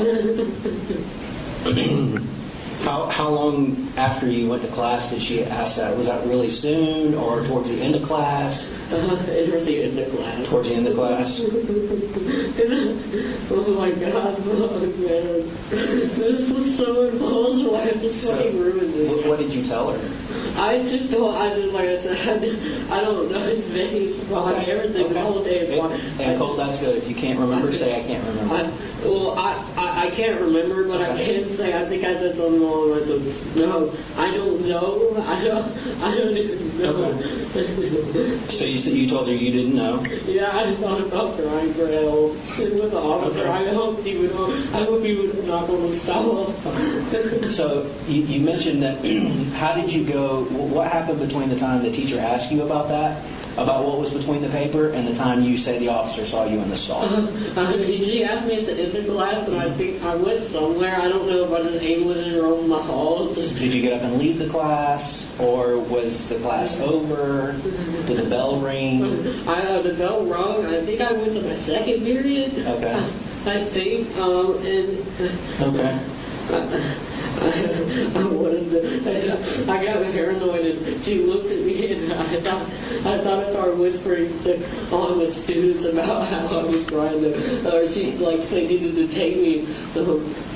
It's like I don't know. They were just gonna do stuff to me, and at that point, I kind of just went out the classroom. And I of course, it was so bad. I told her I was gonna go to my counselor here, my crisis counselor, but at the last fucking minute, I just completely just went. Okay, so I'm not using the fogginess. I'm not using it as a way to justify any of this. This is horrible, but I fucking did. I don't think you are, Cole. Oh, no. I don't think you are. Next thing I knew, I was flying. This is fucking great. I'm fucking horrible. Well, I'm so scared. Well, help me understand how we get there. Okay, so you go into the bathroom. Okay. What did you go into the bathroom for? I went to the bathroom, and I can't remember really any of it. All I know was that I guess it was a way to get ready. I don't know. Okay. But they told me all the student shit, like taking gloves and fucking, I had a hat and my belt and everything. It was fucking horrible. So you went in there. Did you use the restroom while you were in there? No, sir. No. Okay. So It's fucked up. You think you went in there to get ready? Yes, sir. I assume so. That's what they've been wanting me to do for so long. Okay. I thought about killing myself so much. I think I went in there and it hit me gets mixed up with premeditation so much, but I promise I'm not like that. Help me understand what you mean by premeditation. Like, it's so often, I guess, like, you see school shooter and you think premeditated, like, messed up in the head individual. That's not me. I love this school. I was never bullied. I love it. You were never bullied? Yeah, but in these the short time that I've been here, like a month, but I just got every single time it just got worse over and over about the facility and the teachers being in on it, trying to hurt me, and the students. I just went to the bathroom. I guess I would assume I just got ready. I don't know. Help me understand how you got ready. I guess just putting gloves on. Okay, so you put gloves on. What kind of gloves did you put on? I think they're out there. I don't know. I think they're purple. I can't remember. Like the little rubber ones? Like the little thin ones? No, I don't. I think so. Maybe. Okay. I think they were purplish, like purplish. They were fully purplish. I know. Okay. I think. So you put gloves on. Why did you put gloves on? I'm trying to figure out. If I could only assume the worst, it was because they thought it would. I don't know. It's okay if you don't know. It was almost as if I wanted deep down within, I wanted to shield myself somewhere. I hated me, like my hands being me, the one that pulled the trigger. And but I know then it was probably just, I don't know, just gloves, I guess. I don't know what. So you think maybe it was to kind of separate you from the gun? Is that what you're trying to say? I guess so. That's me with just like how did like deep down. I just from that moment I just walked in. I had honestly no consciousness of how horrible and how fucked up it was I was about to do. Did you do anything else to get ready? No, but I know I stood in there for a while. It was, oh my god, I just kept having glimmers of just like. Earlier you mentioned a hat and a vest. The vest, it was an airsoft vest, and it's at my house. Okay, you didn't bring it? No, sir. I knew that part of me was just like, no, that's fucked up. Why? Did you put on a hat or anything? No. Okay, you just put the gloves on? Yeah, it was just like, I wanted, like, it was almost like I was trying to delude myself into my normal self. Like, it's okay, it's just a normal school day. These things aren't real, you're not going to do anything. Nothing's going to happen. But we fucking are. So when, how long do you think, or do you know, how long you were in the bathroom before the officer came in? I wouldn't know. I guess y'all could pinpoint that. Yeah, okay, that's okay. I'm sorry. Do you feel like it was a short time or a long time? I feel like I know, like I said, I had these glimmers of like, I shouldn't do this, and it must have been a while. I knew like Pop came in, and I was hoping so. I was hoping that they would save me. Did the police officer say anything to you when he came in? No, he was just asking the other kids in there if they were Colt Gray. I guess he got my name mixed up with Colt. It was just Colt. So he asked other kids if you were Colt? Yeah, and I think he could, I don't know, my God. I think he told them that we were trying to find him because I heard him whispering stuff. I couldn't make out what it was after he said the main thing, but I know that was maybe a way to shield me from what they were actually trying to do. So I'm assuming you were in a bathroom stall. I guess so, yeah. Did you have? And I'm assuming you had the door shut. Is that correct? I can't remember. It's okay. It's okay if you can't. So what happened after the officer asked for Colt Gray? I don't know. He just walked out. Okay. But I know he mentioned something along the lines of, but today's the day that they were going to try to get me in and like alter brainwaves and stuff in this place. But so the officer, he was talking about how the teachers and them had all it had been formalized and stuff. This is what they were going to do. So when did the officer leave? Or did he leave the bathroom? I think he left, obviously, because I think he would have stopped me when I walked out. Okay. Because all of it's just such a blur. I remember it's waking up and having an officer pull up my hand. So what made you come out of the bathroom? I was scared. That was at that point, I guess, was just completely out of my control. It was like I wasn't even there. It was sort of pinpoint just decentralization or just complete blackout. Like, Was there anybody in the bathroom when you walked out that you remember? I can't remember. I'm sorry. I don't know. I assumed he was talking to kids, so I assumed there were people in there. Okay, so help me understand. You come out of the bathroom and you have your gloves on, and are you carrying anything else? I can't. I don't think so. I guess it was the gun because I looked back and that was all I saw on the floor. Okay, and you mentioned to me earlier that your book bag was still in the bathroom. Yes, sir. Probably. You think so? It is still in there. Okay, so you come out with your gloves and the gun. And then what's the next thing that happens? At that point, it's just completely blacked out. I have few glimpses of I guess it's just the race and I have to respond to such traumatic and fucking horrible shit like this. I remember the smell of gunpowder and my shoe came off. And then I remember just being on the ground and the officer handcuffing me. So you come out, you said you have a few glimpses, right? Yeah. Okay, can you tell me about those glimpses that you see? Just mainly smell, just the gunpowder, obviously. Smell the gunpowder? And probably smoke. It's even worse because it's formulated into like such a horrible obsession I've grown with Nicholas Cruz. He's a police shooter. Who's Nicholas Cruz? He's a Nicholas shooter, but it's not in a weird way like glorifying because like Alaska had no morality. It was mostly just complete delusion. Why did you mention? I didn't understand. Why did you mention Nicholas Cruz? Just because I guess I can understand emotional aspects, and it was really mutual. I didn't let it take over too much, at least from what I can remember. But I don't know. You said it was mutual what?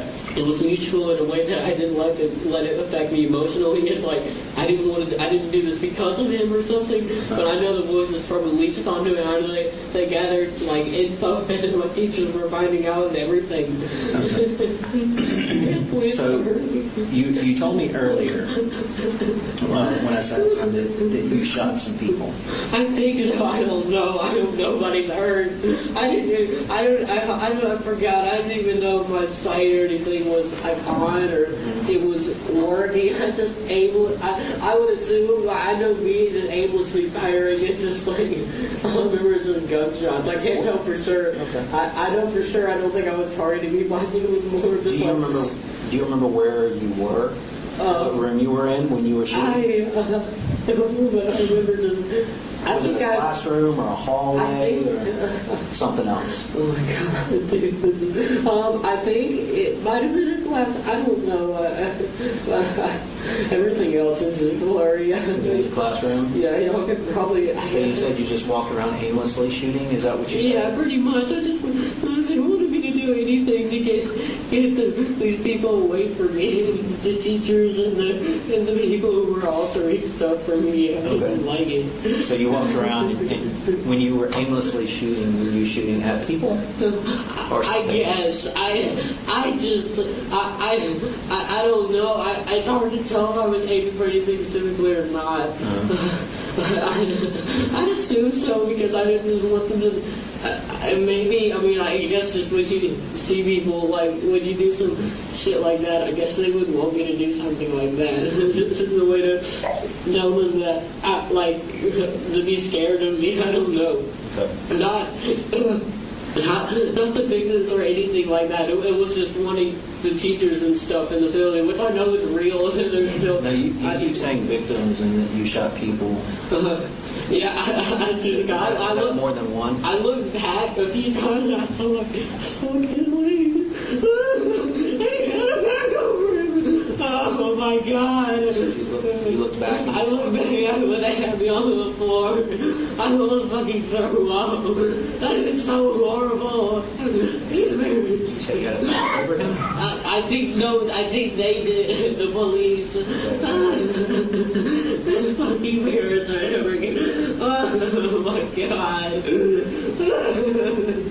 I'm so. Your Honor, can we have a few minutes? Okay. Take about a 5-minute recess.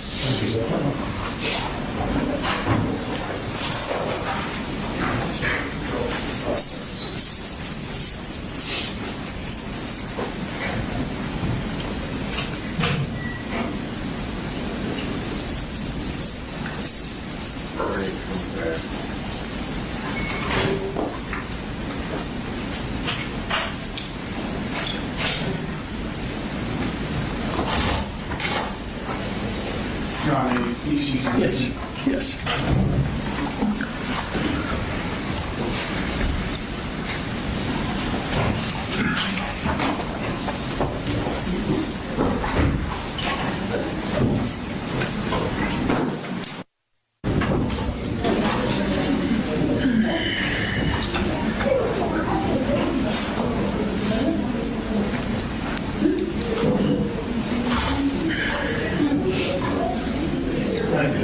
Yes, sir.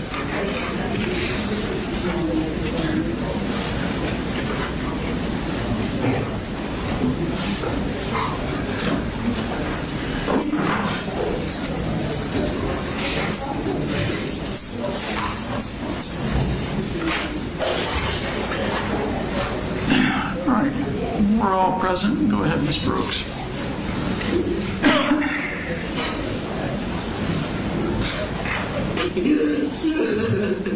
I don't know why. I don't know why. We're so close to getting the help I needed. It's just, oh my God, getting the medication I needed. So, when I first saw you, you were laying down in the hallway. I think so. Okay. How did you go from firing the gun and shooting aimlessly to being laying down? I would assume. I guess I just dropped it and I was gonna run out because I guess I figured that was enough because I'm not a killer, dude. I know that deep within me. I've always been so kind to people, and I always was the one that helped. And I assume the officers were yelling at me to get down, and I guess they complied. Okay, so you heard the officer yelling at you to get down. They told me to shoot myself. That's a way to. Wait a minute. You said they told you, the officer told you to get down. I think so. I don't know. I can't say that I heard that, but I would assume they did. And who told you to shoot yourself? I heard yelling within the walls. Within the walls? Yeah, but we're not like in the walls with the classrooms. It was through the door, so I know some of them were cracked, and it was coming from both ways. And next thing I knew, I was just on the ground. I don't know if they disarmed me or I just dropped it, or maybe it was just a natural instinct of knowing that I'm not a killer, and I didn't want to. Now, you said something, Colt, that I want to kind of touch on. You said that you figured that was enough. What is that? That I guess is just, I keep mentioning morality because I know it wasn't completely batshit insane. That was because I had so many good moments where I wanted to get help. I didn't want to do this, but I knew that was just me. Like, no, what are you doing? Like, you're not supposed to be doing this. These kids have done nothing. But at the same time, I think they were whispering, and the teachers were telling them, oh, they were all going to just eventually strike one day, and I don't know, they kept telling me that it was going to be today or tomorrow. Okay, let's go back. You said you figured that was enough. I say, yeah, I guess I'd say that. It's like, I had, because, like I said, I had these glimpses, and I think that was just morality of just like, I knew I shouldn't do this, and I shouldn't fucking be killing people. And hell, it might have even been because I saw the police and was like, that's enough. You should kill yourself. But I think I kind of just instinctively dropped it. Now, you mentioned that you thought to yourself while you were while you were shooting the gun that you shouldn't be killing people. Yes, sir. Absolutely. Is that what you were doing? I guess so. I saw the white bag. People were hurt. But it wasn't the entire time because most of it was simply me completely gone. There was nothing there. Like, the lights were off and nobody was fucking home. Oh my God. What do you mean the lights were off and nobody was home? Our lights were on and nobody's home. I guess that's the same. Okay. I understand. You're talking about your mind? My mind is me, myself because that's not me. Oh my God, that's fucking horrible, dude. Oh my God. I'm sorry. Do you remember anybody saying anything to you while you were shooting the gun? No, I can't remember. All I remember was just the constant in auditory and like out between like classrooms and stuff during shots that people were telling me to. What do you mean in auditory and out? Oh, like inside, like my ears, it felt like, and then there was most of them like almost like in the classroom doors and stuff, just peeking through it. I don't think I could visually see it. I was so focused, I was completely gone. What were you focused on? I say I was completely focused. I mean, just that thing was just completely like that's all you knew because you fucking didn't have to. I don't even want to correlate myself with it. What do you mean he fucking did that shit? Who's he? Me. Okay. I'm not at all. You're talking about people talking about you. Okay. And I say focused because that's not at all in like a good or glorifying way. I'm saying focused in an absolute batshit insane way because I never. Who the fuck focuses on killing kids, man? This is horrible. All of it. Yeah. What do you think the answer to that question is? Which one? You said who focuses on killing kids. What do you think the answer to that question is? Him when he was killing me. It hurts my heart, dude. It hurts me to say that was me doing that. I knew that. I guess I knew that. I had to get the teachers away from me. And I feel like, oh my God. What do you remember hearing while the gun was firing? I barely remember the gunfire. It was mostly just the people just telling, like I told you, the things like you should kill yourself, you should keep on. Did you hear anyone screaming? I can't remember. I'm sorry. Okay. Like my ears were ringing. I can't remember. Okay. But it's weird because I was like. How did you feel when you were shooting the gun? It was completely numb, but not in like a psycho way, like in a way that I was not there. So you weren't crying and upset when you were shooting? No, I couldn't tell you. I know if I was there, I was horrible. I wouldn't even let it get to that point. So you said you've been thinking about doing this for a while. Yeah. When is the first time that you remember feeling like you wanted to do something like this? It was, I can't remember so many traumatic things happened just in your childhood and now. My mom threatened to kill me and everything. I just felt so like, I don't know. And the schizophrenia started at all. I had complete control over me. Like, I'm not that individual who's just going to go out and kill people. Okay. It was just. You mentioned schizophrenia. How long ago did... I know the facility isn't schizophrenia. I know that's not. And honestly, I think the voices are real too. Like, I know they were saying something. When is the first time that you mentioned that to your parents or your dad? What? The schizophrenia. I think a few weeks ago. A few weeks ago? I think he understood. And I told my grandma and my mom. Okay. And I also mentioned mania, which is complete mania, which is God, it's also blurry, but okay. It's like heightened things that like you just completely. How long have you been thinking about shooting the school?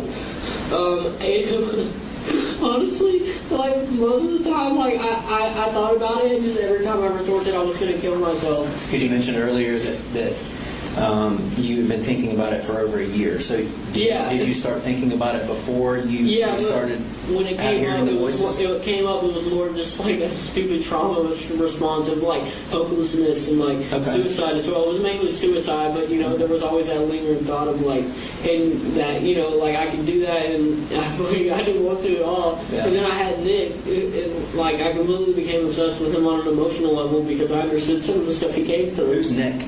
Nicholas Cruz, I think. You said you had Nick and you became obsessed with him?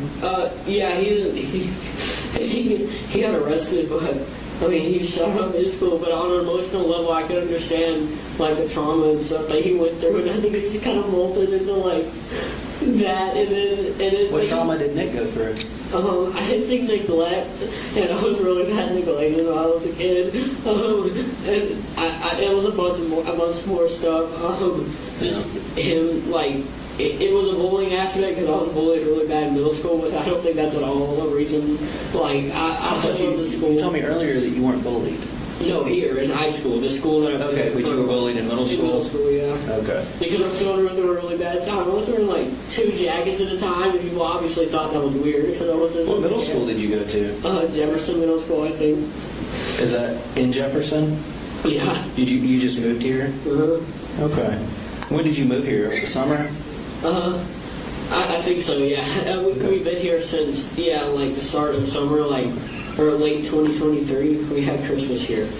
And like, it was just, when I say a year ago, I started school here a month ago because I was originally the plan for a while. Right. They never got around to getting me into school. The plan was to do homeschool, but they just now got me signed up for school. My mom was supposed to be doing it, but... So help me understand, you mentioned your address earlier that you live off of the Smith Mill Road. Who lives there with you? Wait, 896 Harrison Mill. Harrison, I'm sorry, thank you for correcting me. 896 Harrison Mill Road? My dad and my mom aren't divorced, but they separated a while ago because... What's your mom's name? Marcy Gray. M-A-R-C-I-E or something else? M-A-R-S-E-E. Oh, okay. Thank you for correcting me. No, it's fine. G-R-A-Y? Yes, sir. Do you know her phone number? I don't know, but I'm sure it's in my phone somewhere. I'll text her. Does she live at your house on Harrison Mill Road? No, she visited like for a week, but she's on probation because she threatened to kill me and my dad and like was doing drugs and stuff. So your mom is on probation for threatening to kill you and your dad? Yeah, well, she went to prison for 6 months, but and she went to rehab. I'll try to interrupt. The young gentleman here laying in the hallway, was he with you? No, sir. I didn't believe like that. I guess he was random. I don't know. I just put him. I was shooting at random. Nobody in particular I was targeting at all. Well, everybody here, man. Who's the gentleman that he's talking about? I think the white bag.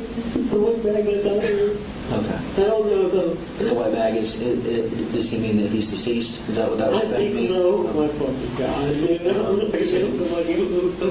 So you said that your mom is on probation for threatening to kill you? Well, she was on hard drug meth for like a while, and nobody believed me when I said she was, but eventually she kind of was, long story short, she duct taped my grandma into a chair and held her hostage, and then like fell on the road, I guess. And was found with a gun in the car and meth and a scale, and so that obviously got her up on charges. She duct taped grandma to the chair? Yeah, she took a picture. And she took a picture? How long ago was that? It was like a few months ago. A few months ago? Like 3 or 4, maybe. And was she arrested for that? Yeah. Because they found her at a Walmart. Okay, so your mom doesn't live with you anymore, and you know where she lives? She lives with her mom, my grandma. She lives with grandma? In Cheryl, Georgia. She lives with grandma, the one that she duct taped to the chair? Yeah. I was scared for her too. So that's in where? Fitzgerald, Georgia. I think like her was addressed as White Drive. White Drive? White Drive. White Drive. I don't know which number. Okay. Does anybody else live there with you, other than your dad? It's me, my dad, my sister, who's 13. What's your sister's name? Jenny Gray, Gray. And my brother, he's away. You said your sister's 13. Where does she go to school? She goes to Hammond? He's in 8th, I think. And you have a little brother? Yeah. What is your little brother's name? Colt Gray. His actual name is Colt Gray. C-O-L-E-Y? Yeah. How old is he? 8. He's 8. Where does he go to school? I get confused with the name. I think it's Creek something. I can't remember. Creek something? Okay. Or Drive. I can't remember. That's okay. Anybody else live there with you? No, it's just us. So who was home with you this morning when you... My brother, my dad took my brother to school, and my sister gets on the bus after me, so I told her I loved her. Okay. And I don't think she didn't know at all what the fuck was happening. I didn't either. I don't know what the fuck this is, any of it. Okay. You mentioned you got the gun, you think, out of your dad's truck. Is that something that you did this morning? Somewhere that it was locked up, obviously. So is that something that happened this morning, or did it happen before today? This morning. Happened this morning? Yeah. Okay. Like right before I Does your dad have another car? Like, does he have more than one car? No, he has a truck. Okay. So did you said your dad was gone taking your brother to school? Yeah, he went to work. Okay. So did you get the gun? I'm assuming you got the gun out of his truck before he Out of left. his truck. Yes, sir. But I'm not completely sure because I'm connecting dots. Like, if he may have left, it may have been somewhere else. If it was in his trunk, I guess I definitely got it before without him noticing. Okay. Is there anything that you want me to know? I've asked you a lot of questions. Do you have any questions for I me? don't want to tell you anything. I'm so sorry. I just don't want any confusion. I just don't know why. This is fucking horrible. I can't even make any words for it. I really hope it will hurt. So, kind of going back, just reading over some of the things that, and what I'm doing here is just taking some notes over what you said to help me remember what you said, okay? And you mentioned last year, about a year, that you've been thinking about it, about shooting. When you said thinking about it, is that shooting up a school? Mainly just suicidal, but yeah, it was mainly the facility. I guess they had altered a bunch of shit in my brain that contributed to doing something like this. Because I thought one of my teachers mentioned that she knew somebody at Neverson Middle School. Did you ever? I know you mentioned that you talked about it on Discord, but. Did you ever tell anybody on Discord your plan to shoot up a school, or did you? Honestly, I vented a lot to them about the struggles I had been going through, and it came up, yes. But I don't think it was enough for them to actually, because they were worried. I don't think it would have been actually enough for them to be able to go. What do you remember saying to them? To say, thank you for being here, and I don't know what'll happen. I'm getting help soon, and I'm happy about it. Did you? What specifically did you say to them about shooting up a school? Oh my God, I can't remember. I'm trying to remember, but is that something that happened recently or a long time ago? I think it was recently, to be honest, like a week or two. But I know it wasn't locally. If it was anything related to shooting, I know it was along the lines of I really don't want this to happen. It's just like auditory and this shit that's been going on with me. It's just getting worse. And I thought about calling a hotline, which I did, but nobody responded in the bathroom. And then the officer, I wish he would just open the door. When you were in the stall, help me understand how you were. Were you just sitting on the toilet with your legs down? You were standing up? Yeah. Okay. I'm so sorry for you all. This is not something anyone wants to go through. I don't want any of y'all in the office. It's horrible. No, this is you're right. This is not something. This is horrible. It's fucking disgusting. This is the worst nightmare for everybody involved. Oh my God. Oh my God.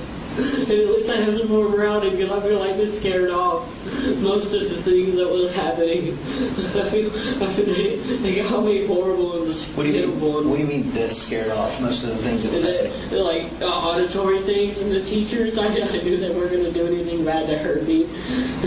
When did you know that?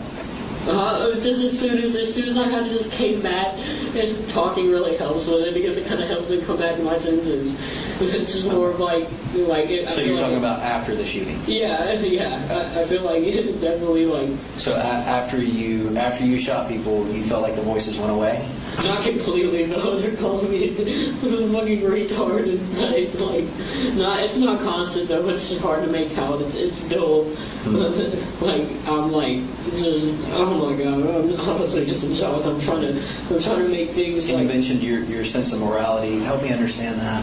So moralities like me. Like, ours always been so innocent, and so when you hear that, it's really it's not the case with most people. But I had glimmers of like, this is wrong, and like I love my parents. I don't want to hurt anybody. I don't want to traumatize or be known for this stupid shit.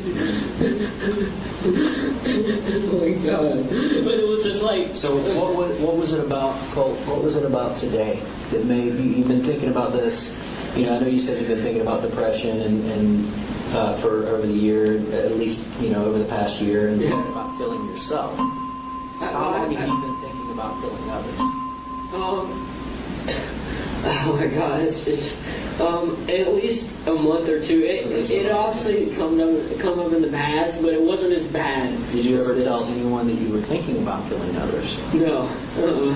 As far as everyone online, which I was venting to, talking about the thoughts that I had, but they had the preface and context that I was going to get help, which I was. Mm-hmm. It wasn't like, oh, I'm going to do so and so, and it's going to be so fucking cool. It's just like these things. So you never, when you told your dad about the voices, you never told your dad about your thoughts to kill people at school?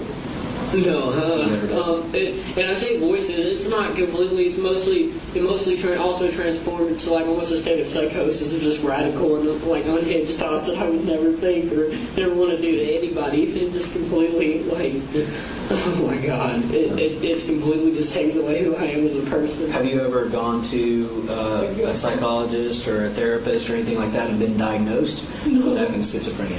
No.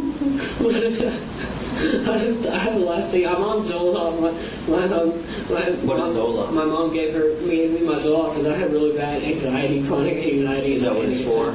Yeah, about 50 milligrams. It pretty much just helps like anxiety. Is that a low dose or is that a high dose? 50 milligrams, I guess, is like a normal dose. 25 milligrams, I think, would be considered a low dose. Considered low. Okay. It was really bad for me. I'll think about it. You've been diagnosed with anxiety? Not by anyone official. That's what I'm saying. Why do you have Zoloft then? My mom, she gave it to me. She and my grandma, they knew it would help with anxiety. Okay.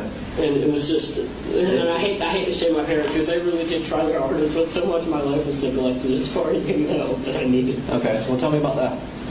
Like the help that I needed, or just being neglected. Like, yeah. Oh, just so much shit going on. My dad being an avid worker, and Where does he work? He works at Kevin Price Construction. He's a superintendent. Okay, so he's gone a lot. Yeah, and my mom had her own set of issues. What were your mom's issues? It's really bad. I can't even pinpoint that. I know it's a lot, but she had really bad anxiety and depression, and she just said a lot of mean things. What kind of mean things did she say to you? Like, especially towards the end, about killing us and stuff. Simply duct taping my grandma to a chair was enough to say she's your mom. Yeah. When did she threaten to kill you? Was that before or after the incident with your grandma? After she tied my grandma, I think she tried to get my grandma to drive. She told me that she tried to get her to drive us up here. So she didn't tell me why she wanted me to, but my grandma knew that it was inherently bad. Mm-hmm. So she tied her up and said that I'll just have to kill Colt and my dad. I think I got the gist of it because he's our husband. Mm-hmm. Okay. So, when you say neglect, what type of neglect did you feel? I know your mom threatened you. Emotionally neglected? I was good physically, just emotionally. It was just. So, kind of help me understand that. Does that mean that they didn't pay attention to you a lot? Yeah. Okay. Uh-huh. But towards the end, it's good to keep a note that my dad did take note of my, the thoughts I had, schizophrenia and stuff, which most of it I don't think is schizophrenia. I know there's people actively trying to hurt me, which greatly contributed to this, obviously. I would never do something like this. So you mentioned, how long, did you say the voices have been here about a month? No, they've been longer, but they just have heightened. Like, I've just had really bad mania. How long do you think the voices have been here? it's hard to pinpoint. It came and go. They came and went, but like it was mainly just whispers and family members for months now. Honestly, I don't know if it's an exact year, but just all the trauma and stuff just kind of recluse, and it just really didn't help with the obvious mental illnesses that I was developing. Well, you said mental illnesses, like plural. What mental illnesses do you think that you have? I made a list a while back. I think it's gone, but Made a list where, like in a notebook or a phone? Text pad, I think, on my computer. Text pad. Oh God, dude. What? Huh? Did you say something? Yeah. Oh. Were you trying to say something? Oh no, it's just this, man. Yeah. It's horrible.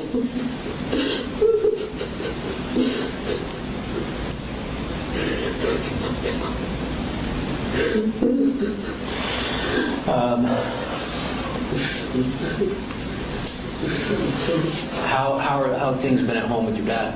They've been good. We have arguments here and there, but What do you guys argue about? just things in him. I argue with him, about just not taking proper measures, being, a good parent. And he definitely tries his hardest, I know, but it's just, I have some drama or stuff that really just doesn't help good with him being, supportive and all, like being completely, competent, which he is a good parent. I love him with all my heart, especially towards the end. I think he finally realized what was up, and I think he was so used to me just being that young, right boy, dude. That young what? The young, right, innocent boy, and so quickly just had these things that just the trauma just recludes me to the state of just I don't even know what I am, dude. Fucking monster. Oh my God. Is that how you see yourself? Me? Yes. Me, yes. All of this is fucking horrible.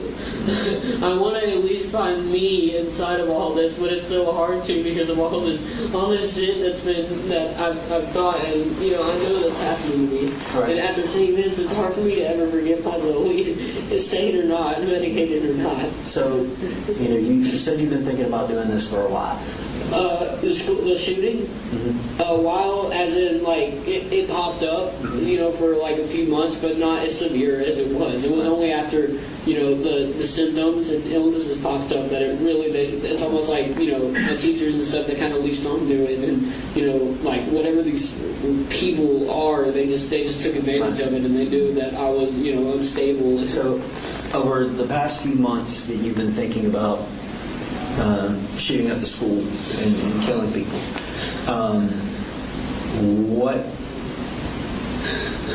what made it today? Today, I was told via waves, I don't know, it was something that I know I heard, and it was a multitude of people, that it was going to be sometime soon. It was either going to be possibly today, tomorrow, it could be this week. I didn't know, and I was scared. And that kind of formulated into like I wanted to get help, but and like I said, with that, it formulated into them saying you should do some fucked up shit like this to try to deter them. I don't know, not. It's kind of weird because not like whispers specifically, but just the teachers, because I know like them and some like. Have you talked to the school counselors here about the voices that you hear? I have once. I went like a week ago. A week ago? Yeah. What did they say? She just called my parents and just kind of listened. She didn't really give me much advice, but she did say it take as long as I need, like if I feel unstable, which I did, and I'm glad I took that route. Did you tell her that you felt unstable? Yeah, at that time, and that's when it just Do you gets remember the counselor that you talked to? I know she was African American. I don't know. Okay. African American. So there wasn't it was the voices that told you today was the day. Not only that, it was like kind of a 50-50 possibly. From what I can gather from it was that and the teachers, whispering subtly and having like, and having people like inside the classroom. When you went to go talk to the counselor, did you tell the counselor about the teachers? Yeah, I did. I told her that. I thought, and I also told people online that I thought my teachers were plotting against me. Now, obviously, trying to calm me down, but I know I'm not insane. I know they were. When you have stuff like that goes on, it makes you resort to shit like this, and it's pretty obvious. Remind me what the teachers were saying to you. The teachers were saying that it's coming. Like the day is coming, that we're going to take you and hurt you. And also, I think they were letting the kids in. Like, no, oh my God, I'm sorry, dude. That is horrible, man. I just have to. What was the family member? You said some of the voices were family members. What were the family members saying? They were saying that it was for the best and that I needed to do it. And for a while, I knew not to just deter it away. But who were the family members' voices that you were hearing? I couldn't make it out, but I knew they were familiar, so I kind of automatically assumed. Okay. I know if it helps at all, I kind of like talk to my auntie a lot because she has bipolar and schizophrenia. So I know it's just I like talking to her as a way to cope with it. Okay. So when you came out of the bathroom and you started shooting, do you remember how many shots you fired? I can't remember. I'm sorry. Really anything like just related to that, except it was just me morally having these glimpses of just like, what the fuck, man? I can't remember. I was just completely gone. And I'm sorry. I know that sounds like completely like just horrible. And you only brought one gun. Yeah. Okay. Something like that. I think. You mentioned kind of, if we can go back to when you moved here, you said you moved here last year? Yeah. Do you remember what month last year? October, I think. Okay, so you've been here almost a year. Yeah. When you moved here, like, what made you guys move? My mom and our previous landlord, they weren't really good because my mom was like flipping her off and chasing down the neighbors' cars and stuff, really just kind of losing it. And like they were all just kind of freaked out, so me and my dad kind of thought it would be best after she had left because we were still there. Okay. She had left, so we just thought it would be best if we just left it all behind, just for the better of our emotional state. Okay. How have things been since you moved here? Is it better or worse? It's been good. That's what I'm trying to say. Yeah. It's been good. Everybody here is treating me wonderfully. Yeah. How do you get along with your brother and your sister? Good. I love them. Okay. But it's wonderfully, aside from just how it's just formulated into them, like, plotting against me, I know. But aside from that, I like, the interactions, they're nice. Did you start school in August here? You just... Here? Oh, no, I started here like a month ago. Like a month ago? Okay. Yeah. Okay. Have you gotten to know anybody here? Do you have any friends here at this school? Not really. I mean, I just kind of waited for people. I was going to ask this one girl out. I just never got the chance. I couldn't find her because she wasn't in any of my classes. But I thought I was going to make friends with her. I just kind of waited. I gave it some time just to let people see if they would reach out to me and then they'd say I would get involved more with like clubs. Okay. What kind of clubs are you going to do? Technical. Okay. And, computer-wise. You like computers? Yeah. Okay. What kind of computers do you have? I just had one. I built it my own. You built it? Yeah. And you said that you destroyed it today? I don't think completely. I know I just did something with it. I guess whatever affirmed to them that it was destroyed. Because and honestly, as in destroyed, I mean I thought destroyed can mean many different things. Like you could smash it. Yeah, I know, but I think considering I'm technical, I assume I probably just took a few parts out. Okay. But I know I did it because I knew they were in. I had this overwhelming just paranoia of I knew they were inside my computer and they were listening through my headset and everything. I didn't like it. Did you ever talk to any of the people here? And any of the students here and tell any student? No. No? I was too scared of them, to be honest. Were you? I eventually wanted to reach out when I got help because I felt like the teachers were they were formulating with it, so I knew if I talked to them, I'd only be giving more info as a way they could formulate the plot against me that I've been telling you about. Okay.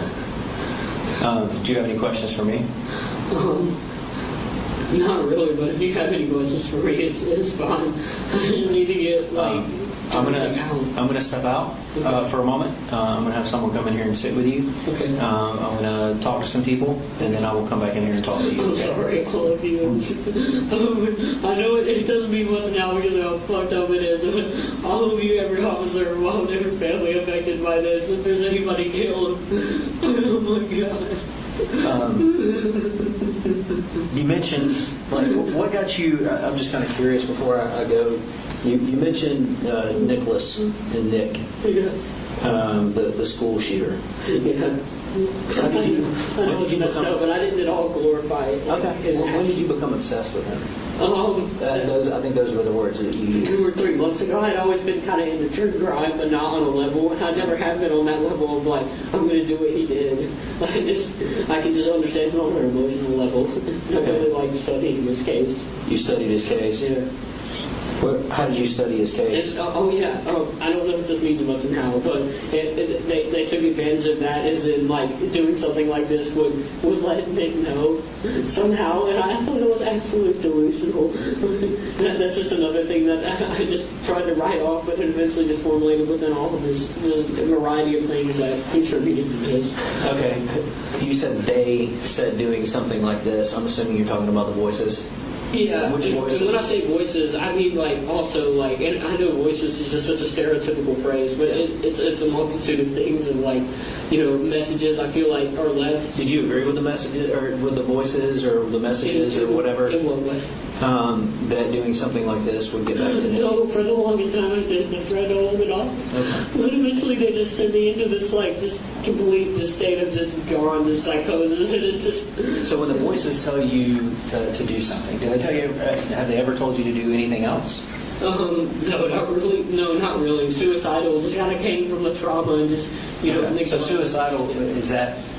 And I don't want to put words in your mouth. No, But suicidal, is that something that you chose? That you? It was a mixture. It was definitely, it wasn't me chose as like, oh, I'm going to kill myself because I hate everyone. It was more of just like just feeling so hopeless, and having all the trauma related things, with my mom and just as a kid, and then also having them, they're obviously they're going to find weak spots. Right. Okay. When these voices are talking, do you ever agree with them?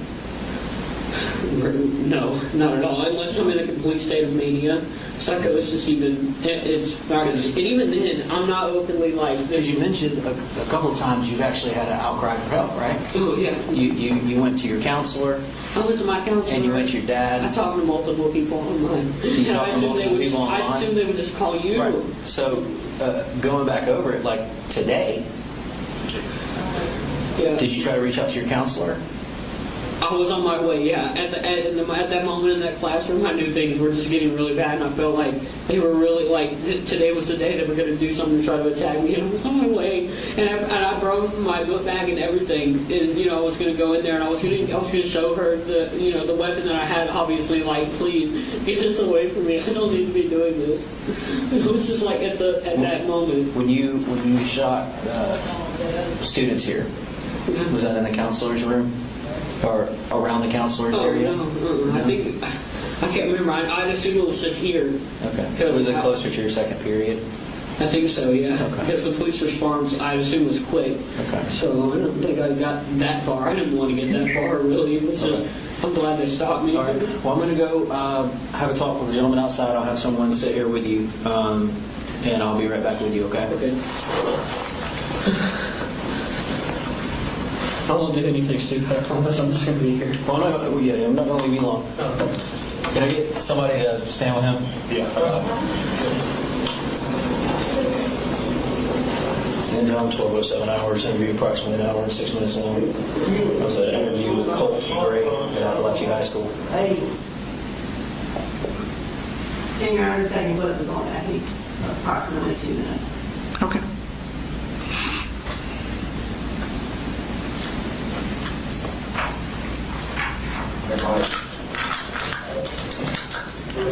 Twelve 23 hours on September 4th, 2024. Hey, Colt. So I just got a couple more questions for you.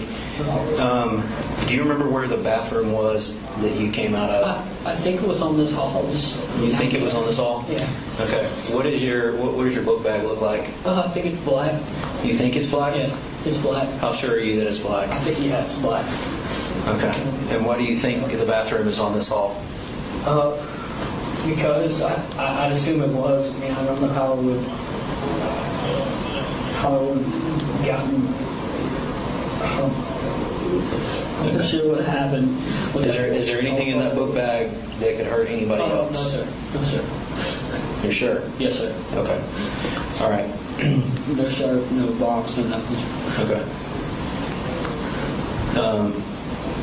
We'll call it this time. Actually, should be open. At this time, you're going to be placed under arrest, okay? Yes, sir.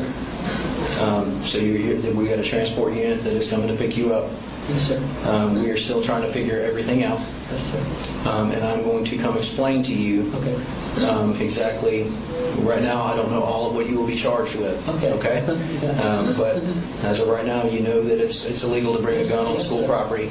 Obviously, it's illegal to shoot at people and to harm them. Yes. So right now, you're being placed under arrest, okay?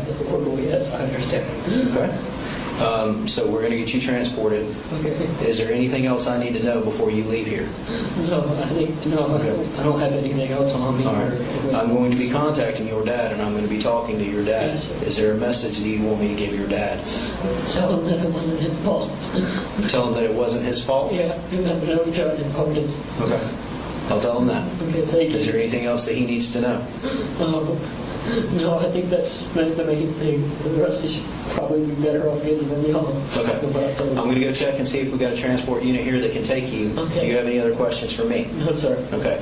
Wherever you are going, I'm eventually going to come there and explain to you what the next steps are, okay? Yes, sir. All I right? understand.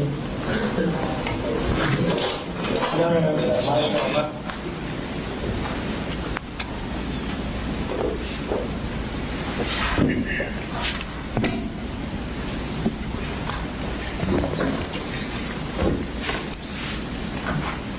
All right, so you mentioned earlier that you interviewed him a second time at the sheriff's office. Is that correct? That's correct.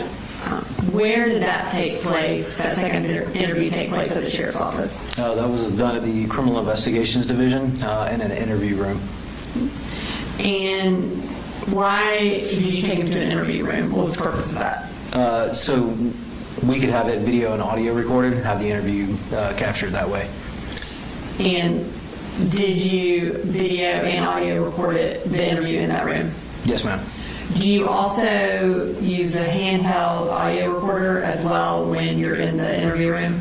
I do. Anytime I'm conducting an interview, I will record it, if we're using our interview room. In the event, anything can happen with electronics. So in the event that something does happen with the electronics, I will have a backup copy. And for this particular recording of Colt Gray's second interview at the sheriff's office, did it video record the entirety of that interview? Not the entirety, no ma'am. But did it audio record the entirety of the interview? Yes. About how much of the interview is only audio? I believe there is approximately an hour and a half that is audio recording, and then there is roughly about an hour that is video recorded. Okay. And for Exhibit 340, which is the interview with Colt Gray at the sheriff's office, is the entirety of the video recording on that in that exhibit? Yes. And then after the video recording ends, does the audio recording pick up? Yes, ma'am, it does.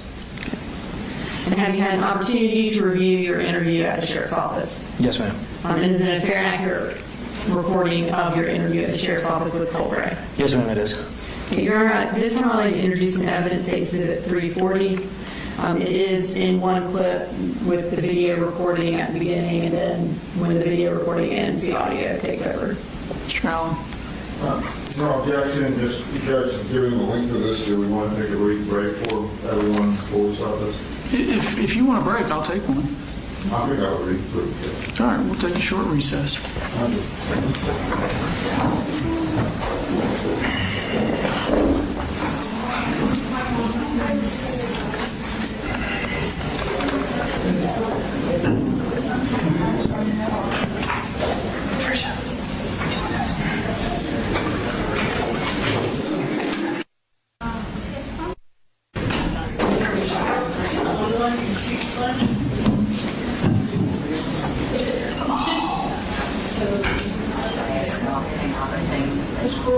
All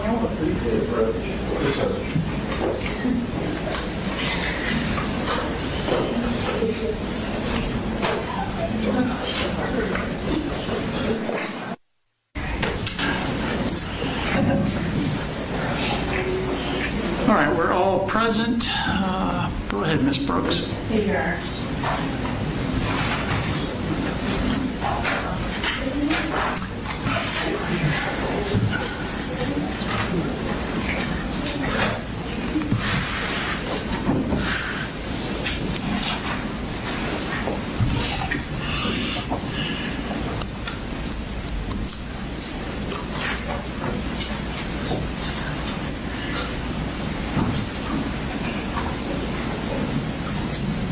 And I don't recall if it was admitted, but 340's admitted, no objection. No objection, no objection. Can I introduce myself again? Okay, in case you forgot my name, okay? I'm the investigator Smith, and I'm with the Barrow County Sheriff's Office. What time is our person? I'm sorry, and it's a little difficult to hear, Your Honor. I think we have it all the way up on our computer, so I don't think we can make it any louder. I have just given it almost all I've got. So I wanted to, I told you I would talk to you later. You know that? Before I do again, because you are under arrest, I'm going to give you rights, okay? The same thing last time, so you can all right? You have the right to remain silent. You can say, you can use your report law. You have the right to talk to a lawyer, and the president of you, what you do, questions. You know, for our lawyers, and you have one of the presidents, you have a question, you do it. You can sign at any time, that's how it's right. I have any questions. So you understand your rights, that is fine. Having your rights in mind. You have to speak to that.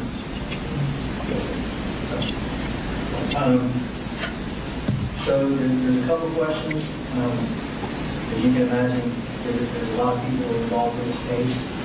That haven't been, they're doing a lot of investigating and a lot of people to talk to this process. One of the questions that has been posed to me is your cell phone.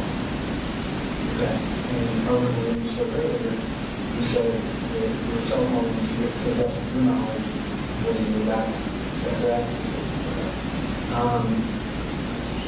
You know, in order to kind of help us with the timeline, we kind of went over that earlier this morning. In order to help us with the timeline, some people like to write a letter that be one that you have set and or a call or text message you made kind of helps us determine, you know, what the day was like. And one of the things that we would like to do is process that what's wrong to help us establish the timeline. You want to give us the password to your phone to help us access it. What would that look like? Right.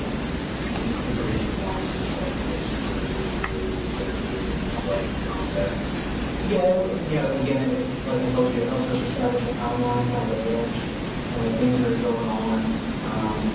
You know, things, I don't know if you got any text messages or something that they knew about the way you were feeling. Yeah, I'll do the rest. Okay.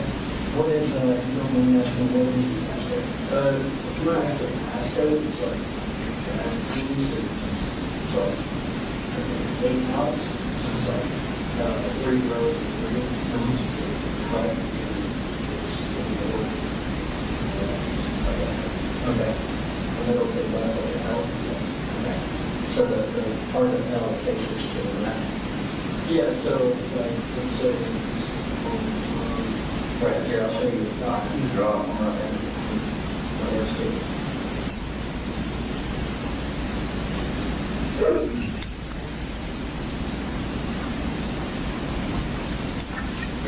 And that those are the docs that you just draw there and that right there. Right. So another thing that I kind of wanted to talk to you about is we have done a certain amount of counts. affecting the welfare house and could I get a certain there? Is there anything you want to tell us about at your house? My name is Bree.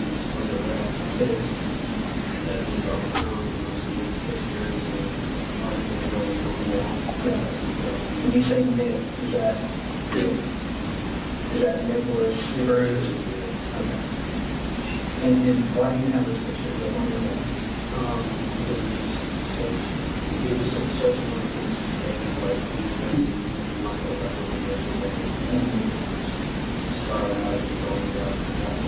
how do you go along with anything from 2 weeks ago?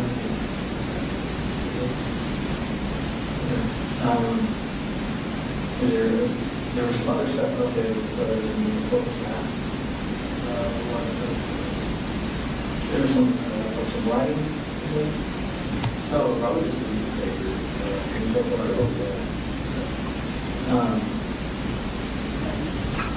And you mentioned to me earlier, you were telling me you found an obsessed with it.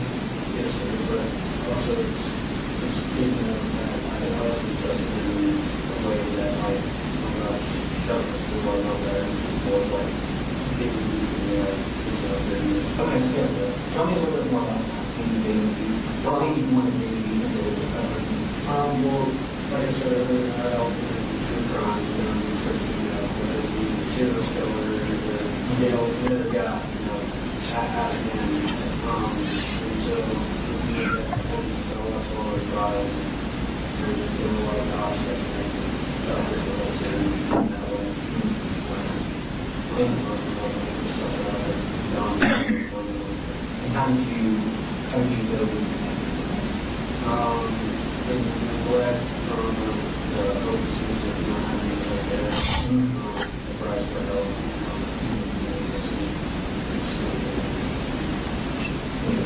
Have you cried for help before and thought I know what was something about that? Yes. Even online, probably stuff. And then with my parents, it took a while for my dad to finally realize,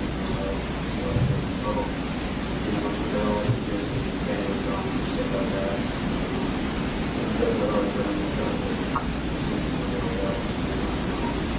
What kind of red flags do you think?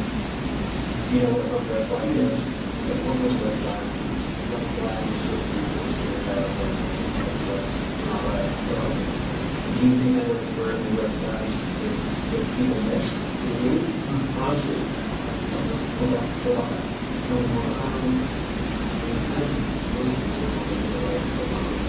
the video was probably just the next fella, and like you start putting today, so you start over it up.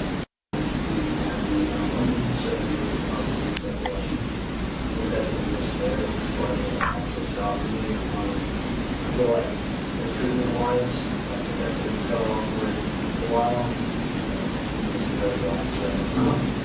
But I would really touch on that.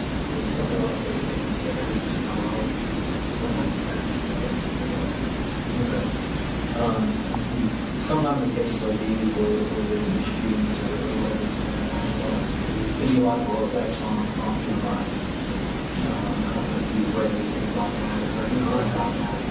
What if everyone dies, and how shortly after this didn't happen, there's a thing you said when you were early, and then you kind of walked over with a little bit a timeline of being at, and you said you were telling me that you hadn't slept in the last day. You said, yeah. But it was also that everything ties to most of the things like the black out, instead of black, maybe that's up there. What you might hear on, was that I had a few reasons, so that was super good. But most of that, like, didn't move out there like that was not, I was not all there to receive, or, listen to action. Did you kind of going back to that timeline when you got ready to school this morning? you mentioned you wanted to look for your property. Between the time we talked this morning and now, you were really, it was definitely really pleasant for me. You know, like at that point, it was just so like, it was just, I don't know what it's been inside, but you know, like, you kind of see the progress and the all through yourself, and that part was really I definitely got an employer. I thought it was full time block, but I know it was some kind of block that was blocked. So, okay. Okay. You have to remember if that was inside or outside the house. One of the two. I know we might get stuff outside, so it might have been outside. Okay.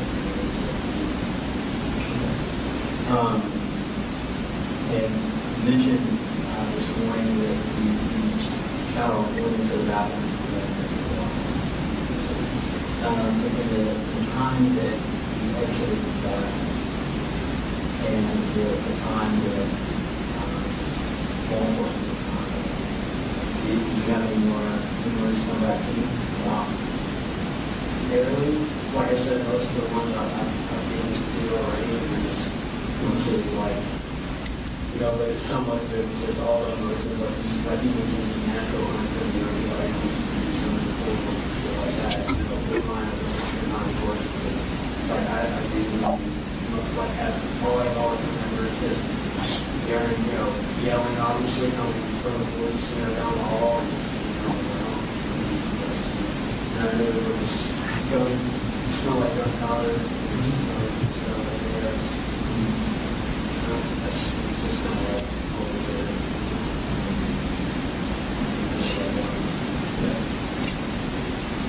Did you made a comment earlier when you stopped shooting because you felt like that was enough. Remember making that comment? Yes. And hearing that statement again earlier today, is that,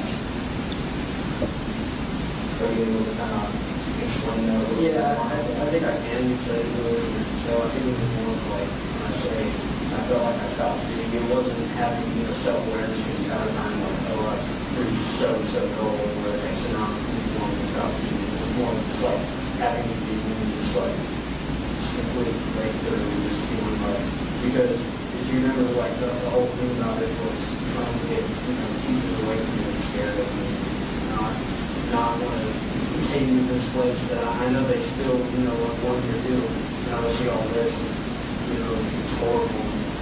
I don't even want to know like, what they do now, but it's more just like, simply private. Do you remember shooting specific units? No, sir. I don't. You know what I'm shooting? I don't think I shot it too much. I think I just started when I think it was literally just one of those. Coming from my like, assumption on, you know, the other perspective that I'm listening to, I assume, you know, about how many rounds you shot people. Not really. I mean, it felt short, definitely, because that's just, you know, doing it like this, you know, definitely kind of back to time and slow, like that. And how many rounds did the firearm hold? I think magazine was, I don't know, honestly, because I know two were pretty big, so I assume they were high capacity. But you reload? They reloaded. I might have, you know how many magazines you brought with me?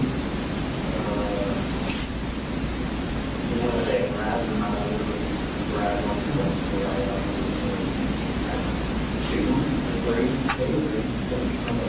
so those like loaded or unloaded? I think they were loaded. Yeah. Like when you say you use this stuff loaded, like that. Not usually, but we were planning on going a little year on. So we were already kind of, you know, talking about that. So, you know, we'll load stuff up and possibly we were going to see if we could get one of the magazines. You know, at least break, of course, these big homes on this side, so we got the all sides, and one magazine, whether it be good or bad, or, you know, so be loading the magazines, you know, so I didn't use whatever you grab is part of the arm. Arm? No, I don't think it was. I think we remember like talking about what kind of did you do that in the bathroom? I think that's part of the game ready. I think so. Okay. Do you know what kind of rifle it was? I said it was on the stick because I haven't been on that outside what it was. But I think it was a stick. It was one there like this. Like there was all the market cities that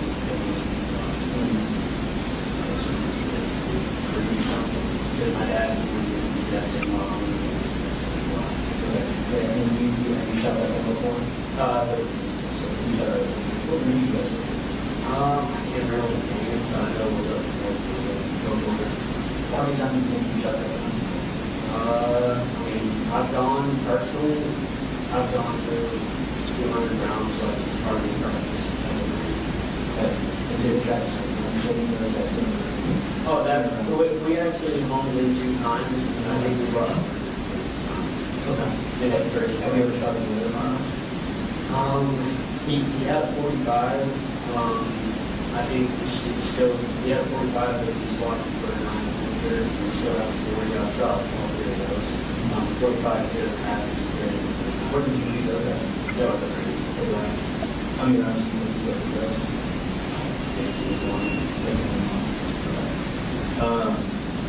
So the arms are around the house. No, usually it's like stakes or boxes like that. The orders in the magazines are what you keep in mind they were in the box with the rifles that, you know, I told them definitely died. So most of those weren't even mine. Like, I didn't have access to them. I didn't have access to the magazines anyway. So like, when they were loaded, like, no money. Okay. You mentioned the box. You shot a box. Black. Yeah, like the box. The little box. Kind of like, kind of hardwood. You know, the rifle box. I don't know. It's like just kind of red. Okay. Was the rifle in as well? Yeah. As far as you mentioned earlier that you were shooting. You remember shooting at people? I do remember being on the ground and looking back and seeing white patches, you know, coming from the body. So I can only assume that doing this, you know, especially with the whole concept of like people being after the eye, I assume like that.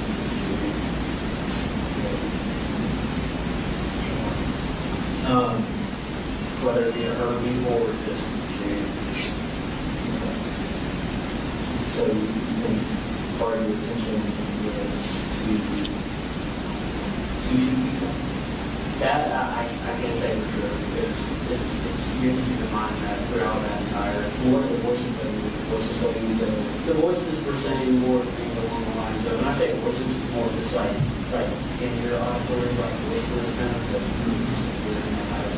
it's not like constant, but whenever any just bring them together, maybe it's just kind of like really like your thoughts and have you heard the voices?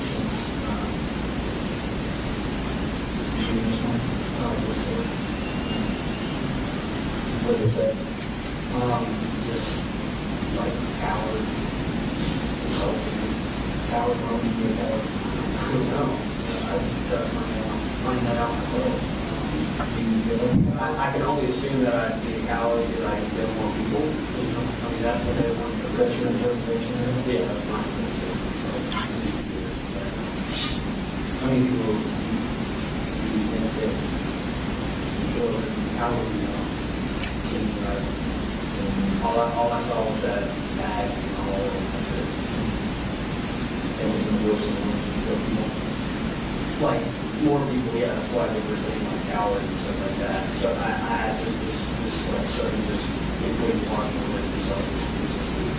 For the voice work, what do you mean else? They told me with like astronaut and stuff. Like going through stuff, like when you think of a good example that when I say improved and stuff, it's like the I've seen over the years. So like the one time we went to the counselor, you know, just for myself, you know, it was just like, you know, see something easy from going to hurt you as in the whole facility and how onset they are for and stuff. Like, Did they ever say anything that you agree with? barely, you know. Like, it's sometimes more just like insulting other people. So I guess what I'm trying to get at is you don't ever agree with the whole system. You have any questions? Just go back to what you said earlier, about Apalachee High School.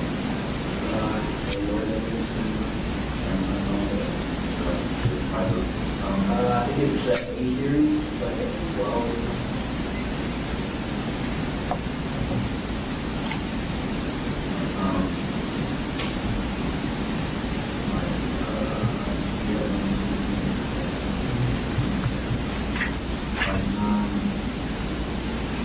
What the red flag is, I don't remember what was on that when we got on the red flag. I'm sorry, I'm getting on the red flag. I think it was more like subtle jokes, even as more of like, you know, oh, you know, I hope, you know, this mania doesn't kick in, and you know, I have access to this gun or something like that, you know, and just kind of laugh it off, like with family members and friends online. Who did you said family members? Who did you talk to? My dad. Me and him joke like dark humor wise like that. Not often, but he did towards the end, like when I would joke like that, he did get concerned, and that's why he made and I made myself, you know, the actions to go forward with. Do you remember your online friends' names on Discord?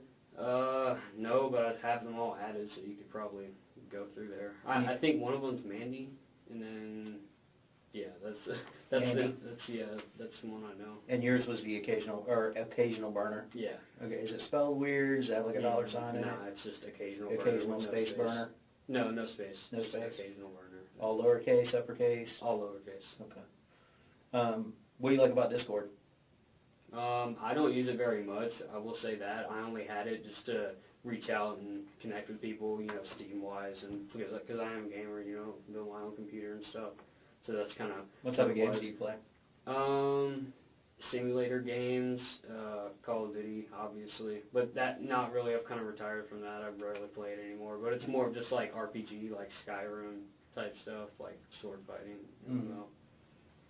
I know Mandy, me and her got in contact because we really liked sharing ideas Nick-wise. Like, they were never anything bad as to, it was an echo chamber of like, oh, we're both going to do something. It was always just like how we agreed that it was bad what he did. But Did Mandy ever send you any pictures or anything like that? Oh, her?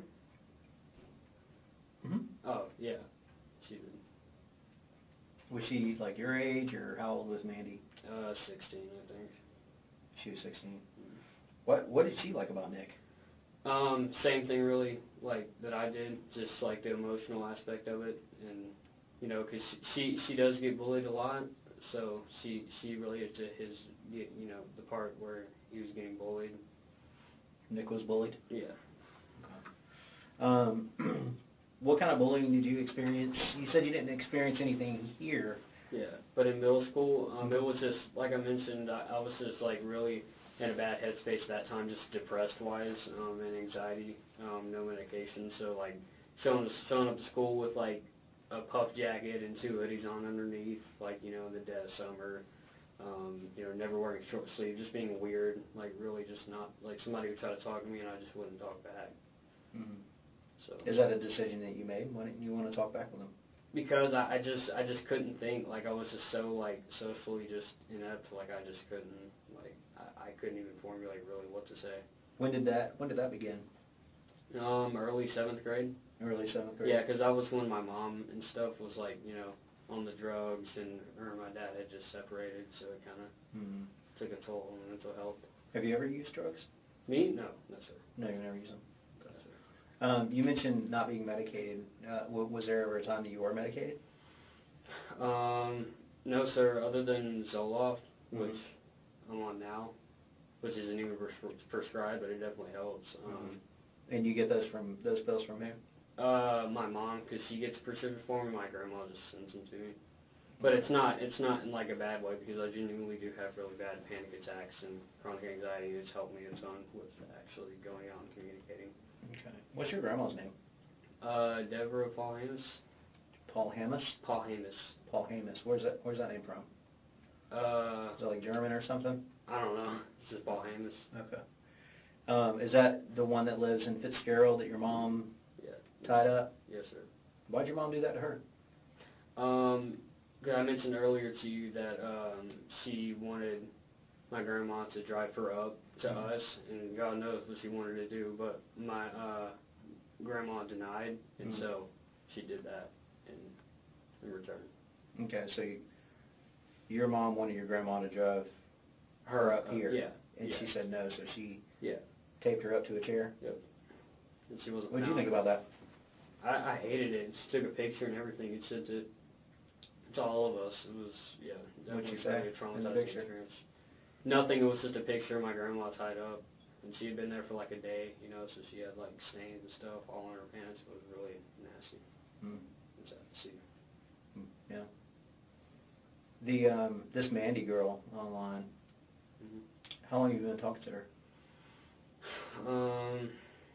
Like 2 or 3 weeks. Okay. That's it? I think so. And I know that looks bad, leading up to these events, but as far as her influencing me, no, not at all. No, I'm not saying that. She was simply just a mutual online friend. Right, and you guys connected over Nick, so what did she like about him? She just liked, I think it was more like the relation. She liked how he looked. She found him attractive. But it was more of like the relation emotionally that I think really made her like him. Was there anybody else that you connected to on Discord? Not really. I mean, I had my sister added, Mandy, this other guy who I played Modern Warfare with, a COD game. He's really, really pushy, like, oh my god, I love you. He's a guy too. Does your computer have a password? Yeah, I think so. Would you mind sharing that with us? It's Colt 2010 exclamation point. Okay. Write that down. Colt 2010 exclamation point? Yeah. Capital C? Yes, sir. Okay. Is that the only other device you have besides your phone? Is your tell me about your computer. What kind of computer is this? Just Windows. I built it myself. I used an MSI motherboard. I got an RTX graphics card. Usual RAM. Just the normal stuff like with computer. It's definitely expensive, but as far as like operating system, it's Windows 10. Is it good with games? Yeah. Not laggy at all? It's really good. Okay. Do you, other than playing, what other kind of simulation games do you play? I like Minecraft. I meant to mention that to you. I played Minecraft with my sister a lot. Do you? That's kind of been my main. Also like Red Dead Redemption 2, which is like a cowboy type game. Open world. Definitely like open world games. Okay. You ever play video games with your dad? No. I tried to get him to, but he just couldn't get the hang of it. And he's a lefty, so the controllers, Well, they make lefty stuff. Yeah, they do. I should get him. He just wasn't into it? Yeah, I could tell he was just so caught up in being like, oh, I'm so bad at the game that he just kind of gave up. Okay. You don't have any tablets or anything like that? No, sir. No tablets? No, sir. Okay. Anything we need to be concerned about in your room? No, sir. Okay. Sharp objects, bomb-wise, no. Okay. You have anything else?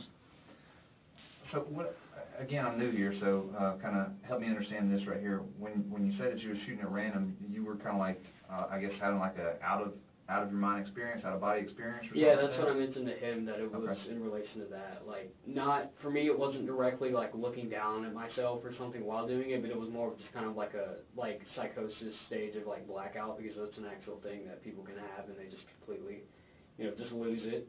And then when they come back, they've done something horrible, such as this, or they've been subdued and admitted to a psych ward, which I wanted to do very badly. Has something like this happened before, as far as like blacking out? Not to this level, but it's definitely happened. Like, I've said stuff to my dad, like I would never say normally. Is that when you like get mad? Not necessarily mad, but it's like the smallest things. I'll literally say the most messed up like shit. It's not necessarily him like triggering me like. So how are you, I guess, enlightened as to what you had done? What you did? Like, how do you learn what you did? Like I mentioned to him that it was more of just like the reality of the situation. I was obviously on the floor for quite a while, so I kind of got the gist, and hearing police chatter and stuff like that, looking back and seeing like the bag, that kind of led me to the correlation that I had obviously hurt people. Well, let's back up to the situation with your dad. Did your dad say, hey, what's going on here or something like that? Did he kind of say, hey, this is what you're doing? What do you mean this is what? The situation where you were saying things to your dad where you said you normally wouldn't say those things. Yeah, but it was more of on the lines like he knew I still had some part of me left that I would be able to control myself back. But to the degree that happened today, I don't think that he was necessarily prepared for it, because it had never happened like to this level before with him at the house. So at what point did you just kind of, lose consciousness, so to speak? It was more of just like, I felt like, because I did have, in the bathroom, when I was in there for a while, I did have, like, leaned up against the wall, like, shit, like, what am I doing? Like, this is absolutely horrible. And then, like literally, like, I was, like I told him, I was walking up to the counselor's office. I was going to show her what I had, and, like, please just take it away and, get a resource officer to arrest me. But I just turned into the bathroom, and by that point, it was just completely gone once I had gotten into the stall. So that is what I'm hearing. There are moments of clarity. Yes, sir. Okay. All right. So walk me through, all right. So this happened around 10:20ish. All right. So that sounds like second period to me. Is that correct? Yes, sir. All right. Walk me through your first period. My first period, like, it just went normally until the end when my teacher questioned what was in my bag, which obviously was how I assume I had somehow formulated this plot on how to get the gun in. It was complete psycho, but like I from what I had viewed, it was like wrapped around with like some poster-like thing, paper. Might have just been some form of that. Yeah, that's all I can remember as far as. How exactly did she question you about it? She just said, what's in the middle? Like, what's in the middle of, like, the paper that had been surrounding it. And I remember just giving a vague statement. I remember telling, but I know it was along the lines of, like, oh, I don't know, probably something for a project, trying to, like, persuade her into not stopping it, which right then and there I should have had a moment where it was like, no, this is messed up. I need to just tell her, which is what happened in the hallway. But by that point, it was just, like, almost in a sense of no going back, but, like, not in the self-aware, like, no going back. Like, oh, I'm already here, I'm just gonna do this, there's no going back. It was like, it had escalated, like, so badly at that point that I felt like there was no return. As much as I had tried my hardest to get the help that I needed, and even there, like, today, like, just stopped and just showed someone and gotten them, to take me out. So do you go to second period from first period? Yes, sir. Okay. All right. So there's a class. Tell me, what time does class change?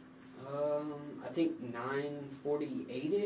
I think 9:30ish, and then 9:38, and then second period starts at 9:45. 9:45. Okay. All right. So how long did you stay in second period? God, that's when I was saying it was just like on the verge of this complete like psychosis at that point. I told my teacher I was going to go to the counselor because I felt that that's literally, I think that's all I said. Like internally I was like, I need to go to the counselor because I feel something really bad is like coming on. And by this point, I had already had the gun, and it was just like that's kind of what formulated that. I need to go to the counselor and get her to get a resource officer to take this away and take me to the station to prevent all of this. So I did that, and then I walked out, and that was probably 5 minutes, in the class, and that's when I was on the path, but like I quite literally just made a quick, just completely I went to the bathroom. So before all this happens, when you got your mind made up that you want to do this, but there's some of you saying don't do this. And as far as my mind being made up to do this, it's not a self-aware like like morally I want to do this, you know, like, oh, I have the urge to kill people, I'm going to go do this. That's horrible, and I had always told myself I was going to call the hotline, and which I did in the bathroom anyway. But I mean, once like you just completely black out and you have these like horrible thoughts and urges and intrusive thoughts that you just can do nothing about, there's really no stopping it at that point unless somebody actually sees it and can physically stop you. So we have moments of clarity in the bathroom, and then the next moment of clarity is where? That's when, at that point, I'm just gunpowder smell, smoke everywhere, police yelling, you know, on the ground, I'm on the ground. Over by the doors exit, where most of y'all probably saw me laying at. And that was pretty much where it was like, holy shit, you know, and that's when I kind of started to break down, you know. He remembers because he took me in the classroom, and I just completely just told him, like, you know, dumped everything. I mean, like, it was genuine. Like, it was just horrible. Like, just the shit to see. I couldn't even look, like, when y'all were walking me out, like, even in that direction, because it was just so horrible. The smell was horrible. Like, I still had the gunpowder smell in my nose after I'd been delivered to the police station. I hated it. I hated everything. Like, I hated the dust that was on the floor that fell from the ceiling. I didn't like any of it. I didn't even like the clothes that I was on. Yeah, that was. That I see had that on. in the video. The dust that came down. Yeah. Oh, yeah. Tell me about the dust. Like I said, actually, physically, I don't remember, but I do remember whenever I was on the ground that a lot of it had fallen. Yeah. But yeah, as far as the video, I'm assuming at that point it completely covered the video, like it wasn't even visible. So, going back to before school, all right, so we talked about grabbing some mags. The gun was in a box? Yes, sir. So, covered in clothes. He had some clothes over it, which I guess was another, like, you know, last resort, like, to hide it. All right, so that's my next question. To you, is that hidden, or is that somewhere where you know to go find it? No, that's hidden. I looked for it for a good while. Like, that was a really good, like, that's not him just half-assing, like, oh, you know, I'm going to hide this. Like, he knew by like, you know, at this point, like, something was definitely very off, and he was going to give me the help that I needed. Does he go to work before you go to school or something? Yes, sir. All right, so when you're going to school, you're alone? Yes, sir. What time did you get up this morning? I didn't get up this morning. I've been awake for like. Oh, so you stayed up all night? Yeah. Okay. So it was just that was most of that just stemmed from the sheer like fight of just trying to fight off this urge and this bad. So once your dad left for work, is that when you started looking for the gun? Yes, sir. What other, I guess, preparations did you make? That was pretty much about. I remember just grabbing whatever thing I saw that could somehow conceal it, you know, which at that point was just horrible because, like, somebody even thinking along those lines, which in this case, I'm assuming was paper from what I can recall vividly. Paper, a poster maybe, it was wrapped around it. Where'd you get the poster from? I think it was just lying around Like my paint house. stuff on it. Yeah, it's just in my house. I just picked it up. Is that something like your sister made? I don't know. I didn't look at it. I just wrapped it around because the outside was white when I did that. You did that. I found some yellow gloves in the hallway where he was laying at. Did you put yellow gloves on? Those probably are my gloves, but I definitely, at the time, thought they were more purple gloves. But yellow gloves, I can't think of who else's they would be, so I obviously assumed that those were the ones that I had taken. Wow, why would you put on gloves? I don't know. I told him, we actually questioned about that. Like, why would I do that? I can only assume this is like a thing because we were talking about separation. It's like me from that, but at that point, I don't think I had that much like the self-awareness left to like even think of something that could possibly help, which was like that separation. I think it was just simply gloves. Like, I can think maybe. Honestly, I really don't know. Maybe the heat of the gun. Maybe that's what they were thinking. I don't know.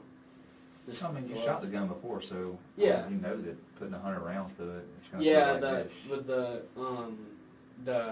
guard. I forget what they call it. The handguard on the specific SIG model that I have heats up really quickly. That's the only downside from what I've seen. What do you mean heats up really quickly? Heats up. Oh, heats up. Yeah, like you put like 15, 20 rounds through it. That's why most people get a grip on it. Yeah. And you said you do not remember what range you guys shot at before? No, I think it was some like guy's name and then the range. It was like Charlie something maybe. Charlie I'm pretty sure you, huh? Charlie Elliott? I think so, yeah. You could just probably search up local ranges and like write Or is it it out. maybe like a 40-minute drive from here? I think so, yeah. Okay. Almost an hour. Your computer, what type, you said you played like Word, like COD and stuff like that on your computer? Yeah, COD, RPGs, MMOs, open world games.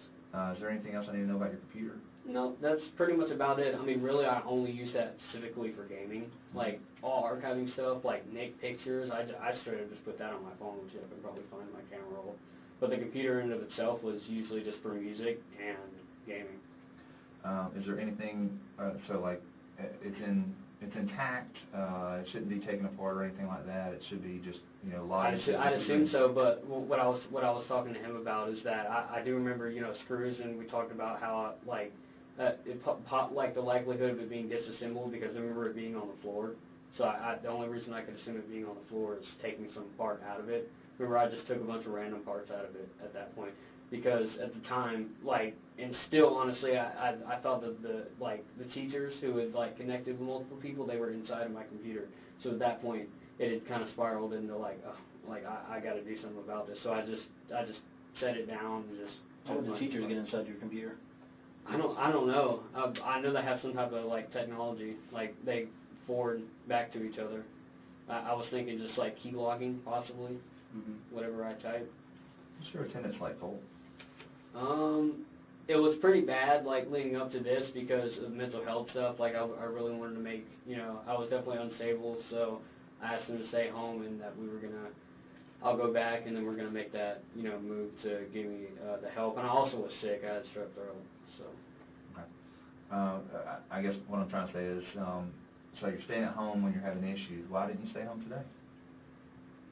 That because it had just like I said, it completely spiraled into something I hadn't seen or experienced before personally. And if that in this situation, we can take that and correlate it to the definition of like it's gonna completely take over and just make me go, because I wanted to go back to school anyway, because, you know, I felt like, okay, you know, it won't be all that bad. But that's when all the shit just happened. You know, stayed up all night, like, trying to just get it to stop. Are there any other schooling options for you? Like being around all these people are an issue or anything like that? No, I think social-wise I'm fine. That's what the solo helps for. And when I say like when I say like fighting off these urges, I mean like whispers, like nooks and crannies in the wall that like I can hear. It's kind of like muffled. Sounds like from the other room. Sometimes it can differ in tone. Sometimes it's hard to make out. Sometimes it's just pure whispering. But do you remember speaking to your dad before he left for work? No, I don't think I did. I might have told him that I did. Honestly, I don't think I did, because he leaves pretty early. What's pretty early? 6. 6:30. It's not super early, but I mean. Did he? When I talked to you this morning, you mentioned that he had taken your brother to school. Yes, sir. He did take your brother to school? Yes, sir. What time does your brother go to school? I don't know, but I do know that he usually takes him. He might have put him on the bus, but I know that whatever time my dad was getting up, which was around 6 or so, that my brother's school starts. Does he have one car or more than one car? He just has a truck. He just has a truck? Yeah. Okay. When his was his truck there when you left for school? No, sir. He'd taken his truck, obviously, to go to work. Okay. So you mentioned that you still don't remember where you found this box at. No, sir. In the house. I was trying to think, like, correlating, like, maybe the toolbox in the back of his truck, but then I started connecting dots, you know, and it's just like, no, that wouldn't make sense because he was already there. That's just kind of a glimpse, like, how much just diluted everything is. But that obviously kind of, it's like, okay, it was somewhere there. Okay. It was definitely covered up by, like, a bunch of clothes and stuff. So you mentioned earlier, like, that you did all this background research on Nick. As far as research, I know what you guys are thinking. You're thinking, like, what I looked up, you know, what rifle he used and what round. That, as far as that goes, I didn't. All I did was, you know, go to different sources that might have mentioned stuff like that, but it was only for, like, the emotional aspect of it. Okay. I wasn't searching, what sources did you go to? Wikipedia, Reddit, just the usual source infos. I think regular news websites like the New York Times, Tampa Bay Times. How many people did Nick shoot? I think 17. 17? I think it's the worst high school shooting, like, to this day. You think? And it's just Where kind did of that school shooting happen at? Parkland, Florida. Parkland, Florida. It's kind of random, but I actually made an account on Secure Us, which is a jail messaging website and mobile app, and I'd actually send him a letter or two. You sent Nick a letter or two? When did you do that? That was a week and a half, 2 weeks ago. I just wanted to simply see, what was up. I definitely tried not to come off as weird. Okay. When you signed up for Securus, do you remember your sign-on, your log-on? Not really. I think I might have put the password in a text file, but I know it's like 0099 and a bunch of underscores and random stuff, but I have it in a text file, so you just go through one of those and you'll find it. Is that in your phone or? Or a computer. Okay. And what did you say in your, you said you wrote him a letter? Not wrote, but email, because you can send emails through that. And it was more of just like, hey, like, how have you been? Like, more of an introduction type stuff. Mm-hmm. You obviously can't be 14 when you write stuff like that, so I lied about my age. How old did you say you were? 18. Okay. And did he ever write you back? No, he didn't actually. Which is kind of understood because he has a lot of crazy fangirls that constantly hog his email stuff. So how do you know that's all that? he gets. Mandy, she says that there's a lot of like crazy like. Has she ever talked to him? Who? Nick. Oh, Nick? No, he hasn't. She wrote to him, but he hasn't responded. And you said you did that like a week or so ago. Week and a half. Okay. And did you tell him what you were having thoughts about doing? No, sir. You didn't? Mm-hmm. You just kind of introduced yourself? Yeah, just like a mutual like friendship thing. Okay. It's actually still there. You could probably just go to my sent folder and it's there. Okay. Okay. Did you say anything else in your email to him? No, it was more of just an introduction. The second one was more of like, like a, hey, I don't know if you got my first one, but if you did, it'd be cool. Just write me back anytime. That was all the second one was. It was pretty short. Did you talk to him about any of the, you mentioned that you and him, there were a lot of correlations between you two. Yeah, but I didn't bring, because usually with that, he doesn't even know me, so I obviously had to, start, normal with introduction and stuff. And I wasn't going to say really any of that openly, because it'd probably just make him feel more guilty. Did he suffer from schizophrenia too? He did, like, he had, like, a psychosis symptoms, but he was notorious for faking his schizophrenia and the interrogation thing, like, he was, like, looking around and stuff. But as far as, like, that level of schizophrenia, I don't think he has, but I think he definitely has some form of, like, antisocial personality, like... Why do you think he has that? Just him killing animals, threatening people, I mean... Have you ever killed an animal other than hunting? No, sir. Not that I can remember. What animals have you killed hunting? Just a deer. It's actually on my wall. Is it? Yeah. Okay. What others? I know you mentioned the trauma and all the things like that you had in common. What else did you guys have in common? Really, like, it was just the emotional stuff was really just the, like, gist of it. I'm trying to think of possibly other stuff. I know we had like, same interests, gun related, and, like, we both like JROTC and Army stuff. Were you in JROTC? No, but I was planning on joining it. Were you? Mm. Okay. Where do we go from here, Colt? What should happen to you? Honestly, I think I should be put in a mental health unit very, obviously, because what I've done is beyond horrible. Like, I have no words even for what I've done. And it's absolutely horrible that the parents have to go through the shit that I've caused.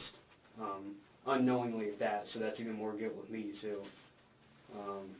As far as what I should do, I mean, I definitely, now that it's over, it's just like, so many things running through my mind. It's like shock and, confusion as to why, I did this, and, definitely having to give you guys info, obviously, so you weren't left in the dark. As far as what should happen to me, I mean, that's my personal take. I know you guys are a lot more formal when it comes to this stuff, so you guys probably know. But I definitely think I just need to be on some form of, like, antipsychotics, Seroquel, that type of stuff. I know my mom was on that for a while and it helped her after the whole thing with my grandma. But yeah. Is that something that you've looked into in the past, though? Not really, but I know that's like a popular antipsychotic. I'll bring it back. I'll be right back.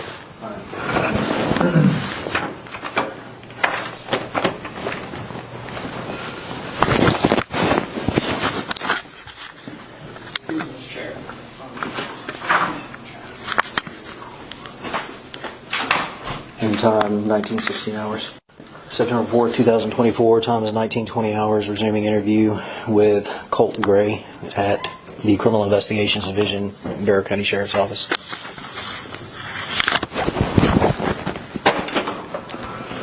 Okay, sorry about that. Like I said, there's a lot of different people that are involved with the investigation, so I just wanted to clarify some things, that you have shared with us. Now you mentioned that you destroyed your computer, right? And you took it apart. Yes, sir. What did you? From what I can tell, that's the Right. only thing. What did you do with your hard drive? Hard drive, I didn't have a hard drive. You never had a hard drive? No, like the disc hard drive, no, I never had a hard drive. As far as drives, I wouldn't know anything about that. I know I just took graphics card, I think, because I remember like the two bands on. So how do you store anything? How do you save anything? Drives, really. I know SSDs. They're like little slots. Okay. Should be below the graphics card. Below the graphics card. I remember taking that out. Okay.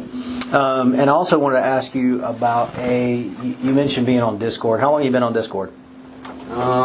This account that I've made has only been like a month I've had it. Okay. What account did you have last year? I can't remember. You don't remember that? Specifically May of last year. I don't remember. You don't remember? I know I've had previous Discord accounts, but I don't remember like the name of it or anything. How many previous accounts do you think you've had? Like 4 or 5. Okay. Why do you keep making new ones? Just the paranoia. Like, it really is not fun, computer-wise, because constantly making new email accounts, thinking people are tracking them. Do you remember when I asked you if you had ever made any threats on Discord? Yes, sir. You remember your answer to me? No, sir. You don't remember? You told me that you hadn't. I hadn't made any threats. Yeah, that you had made comments about possibly wanting to shoot up the school, but your friend on there kind of talked you down from that. Sir. Remember that? Okay. Well, last year... Last year, I remember this incident, yeah. Okay, tell me about that incident. I was in a server that was revolved around true crime, and pretty much what happened was it got raided by, like, people raiding means like a bunch of people in flux, whether it be bots or real people, and they spam stuff, and pretty much what they did, or at least from what I've had people tell me, like, on that past account, which I can't remember their names anymore, but they told me that pretty much they were saying they were going to, like, flash, like, report us, like, to the FBI and stuff, you know, for simply talking. What would they report you for? Me? I guess whatever else they would have, probably, like, planning to do something. Probably planning to do something? Yeah. I think you're right. You did plan to do something last year. It's foggy. It's foggy? Yeah. Yeah. You made a threat on Discord last May that you were going to shoot up a school. And when I talked to you originally about your I guess self-diagnosed schizophrenia and the voices and everything, you said it started happening about a year ago, right? And so, that would be around last year, but that's a little bit more outside of the time that you had claimed to have been. Yeah. Why did you, if you weren't experiencing the mania and the voices then? As much as I have that now, that time in and of itself, I was extremely suicidal and depressed. And I was in a very bad online community that revolved around true crime. So that kind of echoed back and just...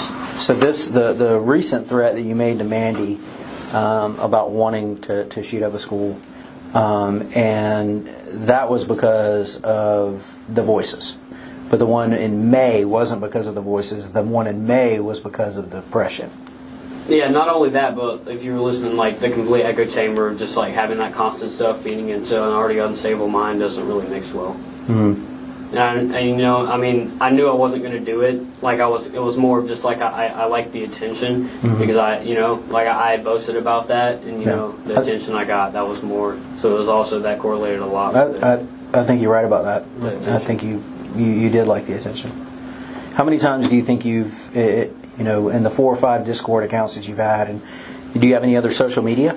Nothing I know of. You don't have a Facebook account? No, like as far as like chat, social media, no. I've never used those. Okay, no Instagram, Snapchat, any account that I've had previously is probably wiped, deleted. Okay. But not recently, no. Why did you wipe and delete your accounts?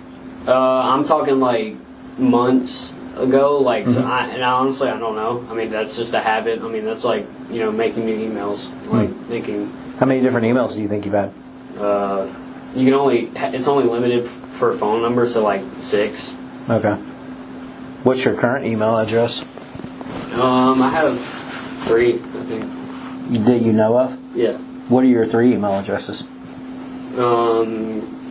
They're at Gmail, but I know 2 of them I can't remember, but I know the other one was more of like a burner.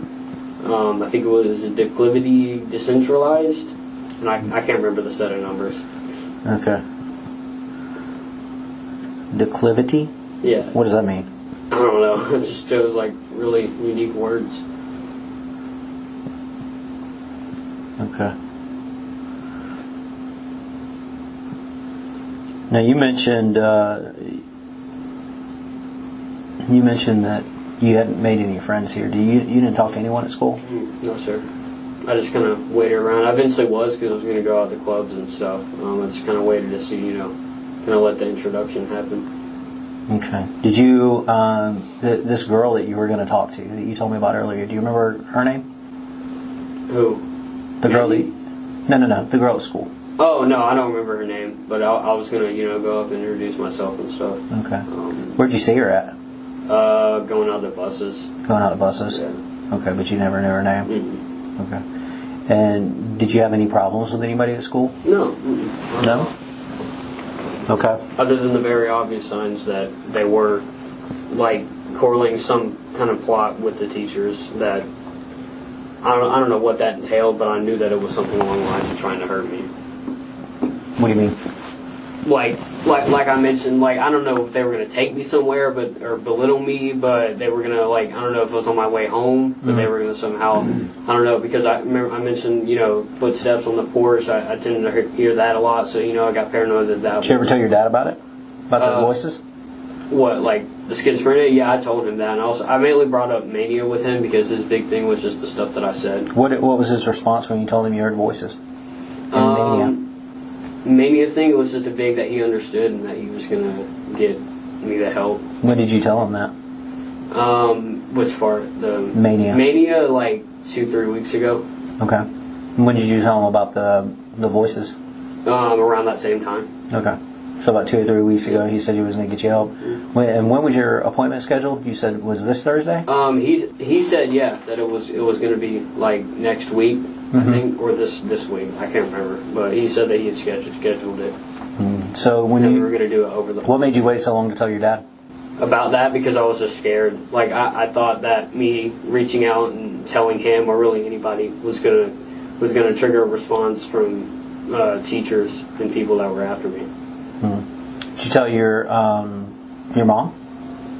I think so, but I only brought up the mania to her. When did you tell her that?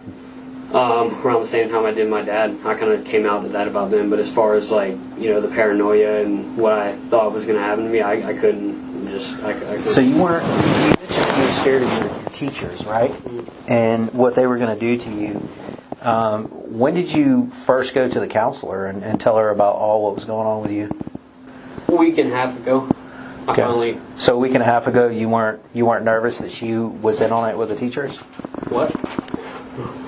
Wait, what do you mean? So you went to the school counselor, right? Yeah. Remember our conversation this morning? And you said that it was about a week and a half ago or so, whatever, that you went and talked to her. Mm-hmm. But that was like pure crisis. Like that's right. But you weren't worried that she was on the side of the teachers? No, because I trusted her. Like, I met her when I first went to my school, when I first started going there, and she was really nice. Like, she really gave off that impression of me. Okay. But all your other teachers? What about them? You didn't trust them? Yeah, and then with them, it was also like auditory things. Like I never had that with the counselor. Like even from day one that I was there. Okay, but like with your other teachers, when you were in class, you had it. Yeah, like I could like hear faintly muffled whispers, telling other kids, and also in the hallway, them telling other teachers, locations I probably would be more likely to be at different times during the day. Okay. What did, when you were in the bathroom, what did you hear? Just going based off of, like, this moment I had in there before everything completely flipped. It was more of just, like, it was just times that, like, it was that, and what I mentioned to you earlier, it was like, today was the day, sometime this week was going to be, like, when they were going to attack me. And do whatever the hell they had plotted against me. And when you say they, just to kind of clarify, teachers, possibly students, ganging up on me, and them all like being in on that, and having it kind of circulate if I didn't do anything about it. Okay. How many times did you go see the counselor there? Twice. And you said that she was a black lady? Yeah. Okay. Butler, I think. Butler? Okay. And how many times did you see her total? Ms. Butler? Twice, I believe so. Okay. What did you tell Ms. Butler? Did you tell her about the voices? Oh yeah, like that was like complete crisis. That was like probably my last like true like crisis like I was feeling before this whole stuff. It just completely heightened. And now, was that the first time you talked to her, or the last time that you felt the crisis? Last time that I talked to her. Like, it was?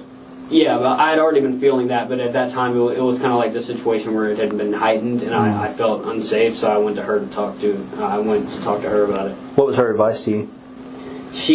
I was kind of disappointed because she didn't give me a lot of advice. She just simply called my parents and said, like, do they need to come get you? And of course my dad was at work, so he couldn't. And so she kind of just like, put me into the conference room, just said to sit there until you feel better or stable. Did you feel better or stable? Yeah, eventually I calmed down because I do have that reluctance of like, affirming myself like, hey, it's okay, you're okay, and it also helped when other people did it. But it's just when it spins out of control and there's really nothing there to actually affirm that these are simply just so-and-so, that it kind of just spins out. And I know it seems like I contradict myself because why would I be thinking that now? But I know now that it's for sure, because in the past, like, the affirming, I feel like I was just simply deluding myself. Like, now I know, like, how real it was. Okay. And so you were able to talk yourself down before, but you weren't able to this time? Yes, sir. What was different? Really everything. Like, having, like, at this point, like I said, I'm not using this as justified, but, like, just almost to the point of having, like, no control whatsoever. Just complete, like, hysteria almost. Okay.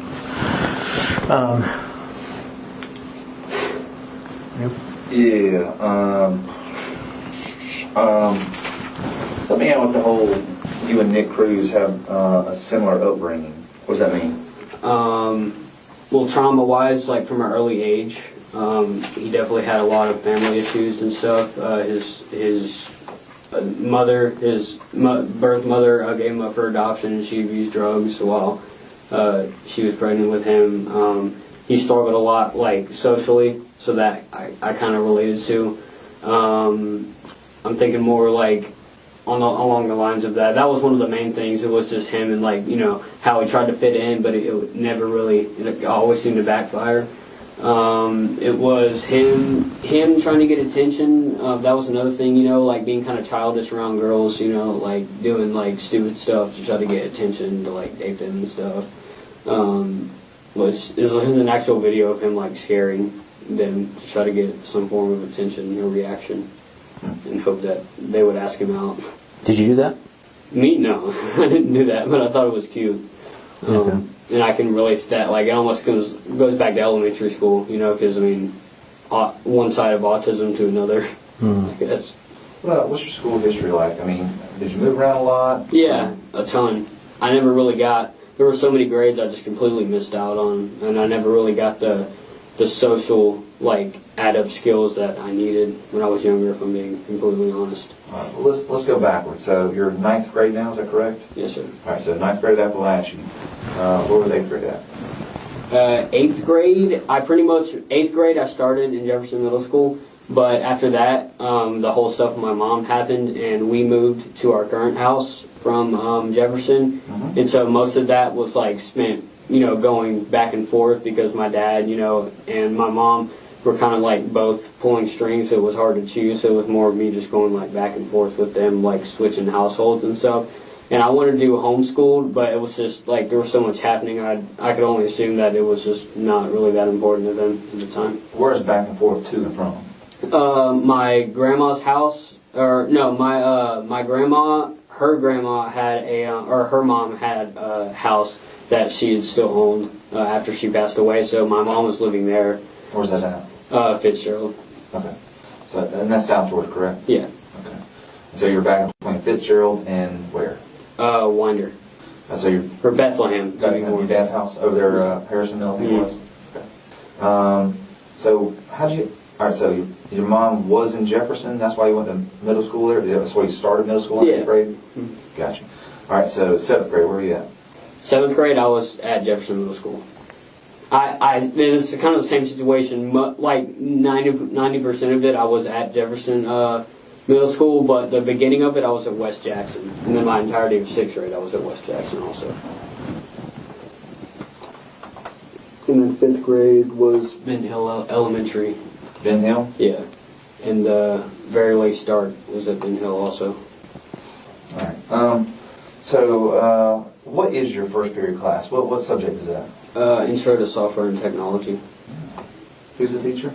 I don't know her. I think it's Suzanne Harris, but it's S. Harris. So. Is she a nice lady? Yeah, she's nice.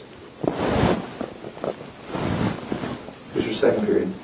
And nice in a way that I can perceive it outside of, the very glaring things that she's in on with the teacher. But what were you going to say? I was asking, what's your second period class? Second period is algebra, and that's Miss Greer. I don't know her first name. Both of those are Mrs.? Yes, sir. All right, we didn't get a third or fourth period or anything like that. Do you have a locker? No, sir.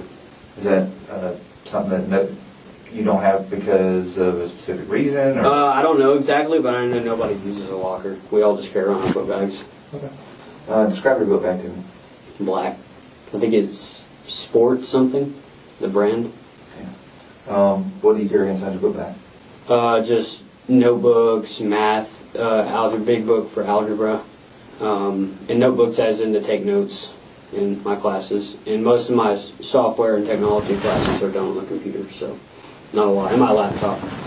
And your laptop's in your book bag also? I think it's at home. This particular day, did you have everything normally that's in your book bag, or did you pull it out? I pulled out my laptop, I think. I don't know why I did that, but everything else I think was normal. Okay. Do you normally carry your phone in your backpack or in your pocket? Pocket. I guess I just set it in my backpack is like not wanting to get destroyed, I guess. I mean, I kind of texted everything I wanted to say, so I didn't see a point. Like, the cops were going to take it from me either way, kind of, like, looking back at it. So, I mean, I guess that could only be what he was thinking future tense as to what, why take the phone. Okay. And you said the text that you wanted to send. Elaborate on that. What text did you want to send out? Or want to send out. I sent out just, I love you to my dad, and that it isn't your fault. And I think, that was pretty much it as far as like text messages. Anything else I can't think of or was on an impulse that I don't have any awareness of. Do you remember if you got a response? I don't think I did for my dad. If I did, it was in my book bag, so I wouldn't know. Gotcha. What made you text that? Guilt. Like I said, one of those moments where I, like, this is so fucked up. Like, I don't know if I'm going to be able to save myself today, but if it somehow shit blows over and I'm not able to do that, I would want them to know that I wasn't their fault, and that I love them. Was your dad the only text message that you sent? I think so. I think my mom too. She didn't respond, but I think I might have sent her just the same thing, like "I love you." Is your mom still in Fitzgerald? Yeah, living in my grandma's house. Do you? So you live with your dad, so I'm assuming that you speak to your dad every day. Do you speak to your mom regularly? Not really. I mean, I talk to her in text messages, but as far as speaking, like physically, no. But like text, we text back and forth. Do you get along with your mom and dad? My mom, yeah, but like back when shit was just going on and she was, on hard drugs, not really. My dad, he's very much a narcissist, as much as I hate to say it. So there's a lot of things that, I can take into consideration as like, into him not, doing stuff that needs, doing as much as he's the parental figure. And I used to be the last person telling him stuff like this. Just simple stuff like that. And, like dumb arguments, like dad and son arguments. The gun, is that your dad's gun? Yeah, yes. How long has your dad had that gun? Since Christmas, I think. He bought it as kind of a present for me, but it was him. Like, he always kept it. What do you mean as a present to you? Like, just for hunting, because we used that gun actually, or it might have been a 450 that we used to own, but he sold it. We were going to use that for hog hunting and coyotes, so that was kind of like the present. But, what other guns are in the house? His 40, I'd assume. He carries his 9, and I know he has a kind of almost my exact rifle, but it's like a long range, like he uses for hunting and stuff, and also a shotgun he uses for self-defense, home defense. I remember you asking that before now, Jason. Sorry about that. The hunting trip to Illinois, what's that all about? He had been planning it. He has a mutual guy at work that had some land up there, and that he said that we were free to go up there. So for deer or? Deer, yeah. Everything really. I mean, whatever's on there. He kind of switched it up. One day he wanted to hunt deer, the other day he wanted to, hunt wild boars and stuff. You guys hunt for trophy or for food? Just for food. And fun. Alright, so the comment that you made is that the students and the teachers were going to hurt you. Is that, so, again, elaborate again on it. For me, for my purposes, is that what voices are telling you? Is that, that is what, that exactly, like that statement is what I feel truly. I feel like that they are, I don't know who they're working with, but I know that they are mutually like agreeing with each other in secret and plotting something against me, formulating some kind of plan. And that I know for certain. And it's not paranoia or schizophrenia induced. Okay. What future plans did you have? Future plans as in? You're into technology and stuff like that. You seem very bright. What were you planning on doing? Going to the tech industry, maybe fixing up computers, getting that as kind of a starter job, and then kind of having to formulate it into like maybe an IT guy, somebody who works in that department. All right, and I think that we covered this before, that you think that after this is over with, you think that you should go to a mental hospital and yes, sir, for my safety and the safety of people around me. Okay. And I'm not saying that as in a cheap way out. I'm saying that as in genuinely, like until I can get on some form of medication. Aside from the very obvious, aside from the stuff that I told you that I feel truly and honestly, just the paranoia side of things and intrusive thoughts as to just hurting people. Yeah. Well, I mean, I guess, what are we going to ask? All right, so if we ask the people that you hurt their families, what are they going to want to happen? That's why I feel like it's very hard for them to perceive, especially from my end, because I can understand that trauma that they're going through in the loss of a child, if there is any.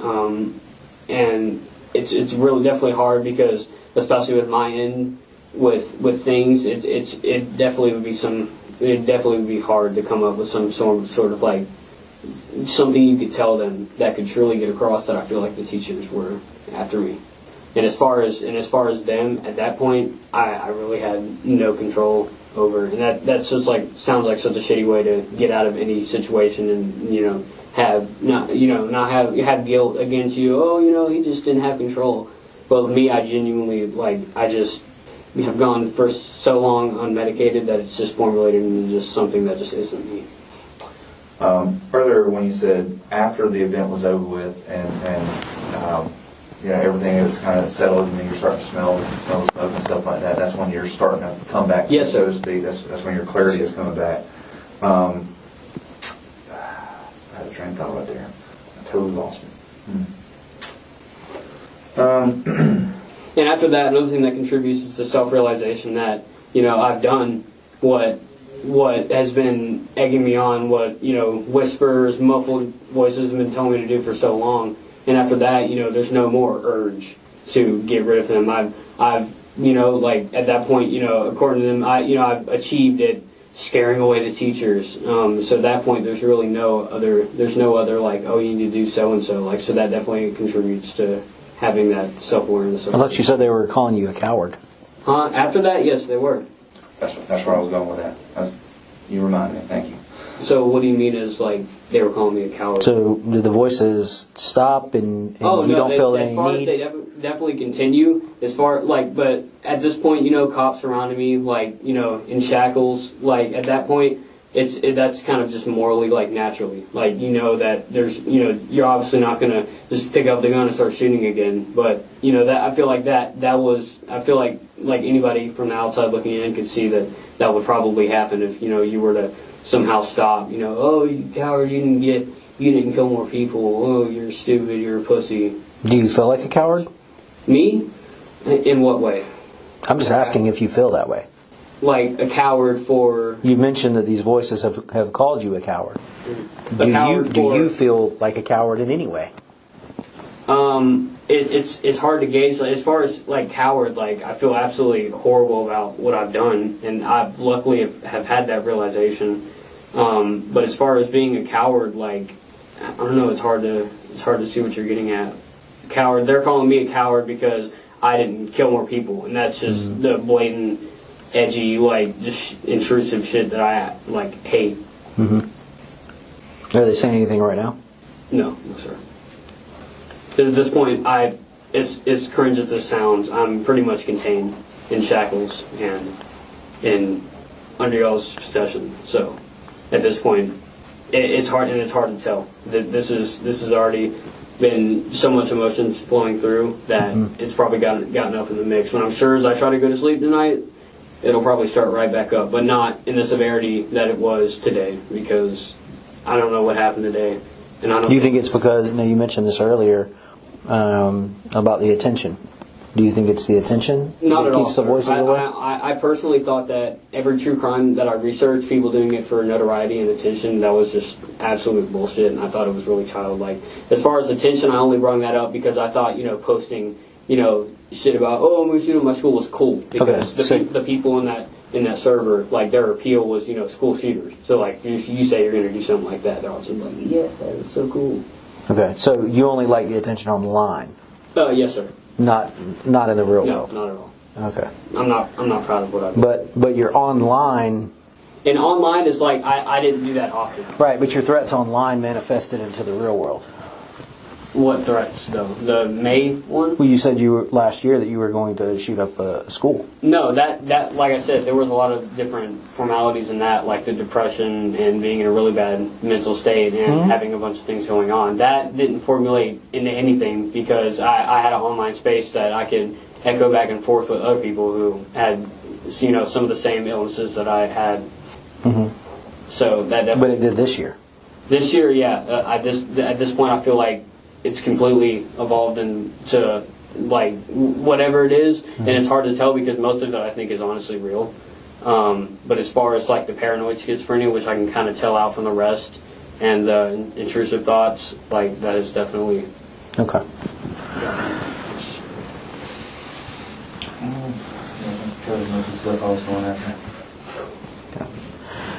So I told you earlier that I explained to you that you were under arrest. We are still processing evidence. We are still processing the scene. I've taken 4 warrants for your arrest. I'm going to read those to you here. All right, what is going to happen? First, I'm going to read these warrants to you, and then you are going to be transported. Can you shake your hair out so I can see? There you go. You're going to be transported to the Barrow County Detention Center. Even I know you're 14 years of age, but the severity of the crime, you have to go to the Barrow County Detention Center to be booked in. Okay? So they're going to pull everybody out of the booking area. You won't come into contact with any inmates there. You're going to be fingerprinted. You're going to be booked in. And then you're going to be transported to RYDC, which is the Regional Youth Detention Center. Okay? There may be additional charges coming in addition to these. But I'm going to read these out to you. Each one, it is 4 counts for 4 separate acts. Okay? The charge is felony murder. Yes, sir. All right? So the first one I am going to read out in its entirety. And then for the remainder of the warrants, I will just read the affiant statement, which the affiant statement is my statement. Basically, a culmination of the investigation. This is what we determined to have happened. Okay? So again, this is for felony murder. To the best of my knowledge and belief, Colt Gray did, and the county aforesaid, commit the offense to wit felony murder 16-5-1 in said county between the hours of 10:20 and 10:30 on the 4th of September, the place of occurrence being 940 Heyman Morris Road, Winder, Georgia, Apalachee High School, and against Richard Aspinwall. Yes, sir. Do you know who that is? No, sir. Colt Gray, while in the commission of the crime of aggravated assault, which is a felony, he caused the death of Richard Aspinwall, another human being, to wit Colt Gray, while in possession of a black semi-automatic AR-15 style rifle, fired the weapon in the direction of Richard Aspinwall's person, resulting in the projectile from said weapon striking Richard and causing his death. Richard Aspinwall was an employee of Apalachee High School. For the remainder of this, I'm just going to read. Again, it's 4 counts of felony murder. So this one is for Christian Gabriel Angulo. Colt Gray, while in the commission of the crime of aggravated assault, a felony, he caused the death of Christian Gabriel Angulo, another human being, to wit Colt Gray, while in possession of a black semi-automatic AR-15 style rifle, fired the weapon in the direction of Christian person, resulting in the projectile from said weapon striking Christian and causing his death. Christian was a student of Apalachee High School. The next warrant is for Anna Christina Remy. Colt Gray, while in the commission of the crime of aggravated assault, which is a felony, he caused the death of Anna Christina Remy, another human being, to wit Colt Gray, while in possession of a black semi-automatic AR-15 style rifle, fired the weapon in the direction of Anna Christina Remy's person, resulting in the projectile from said weapon striking Anna Christina and causing her death. Anna was an employee of Apalachee High School. This next warrant for felony murder is for Mason Alexander Schermerhorn. Colt Gray, while in the commission of the crime of aggravated assault, a felony, caused the death of Mason Alexander Schermerhorn, another human being, to which Colt Gray, while in the possession of a black semi-automatic AR-15 style rifle, fired the weapon in the direction of Mason's person, resulting in the projectile from said weapon striking Mason and causing his death. So those are your 4 charges at the moment.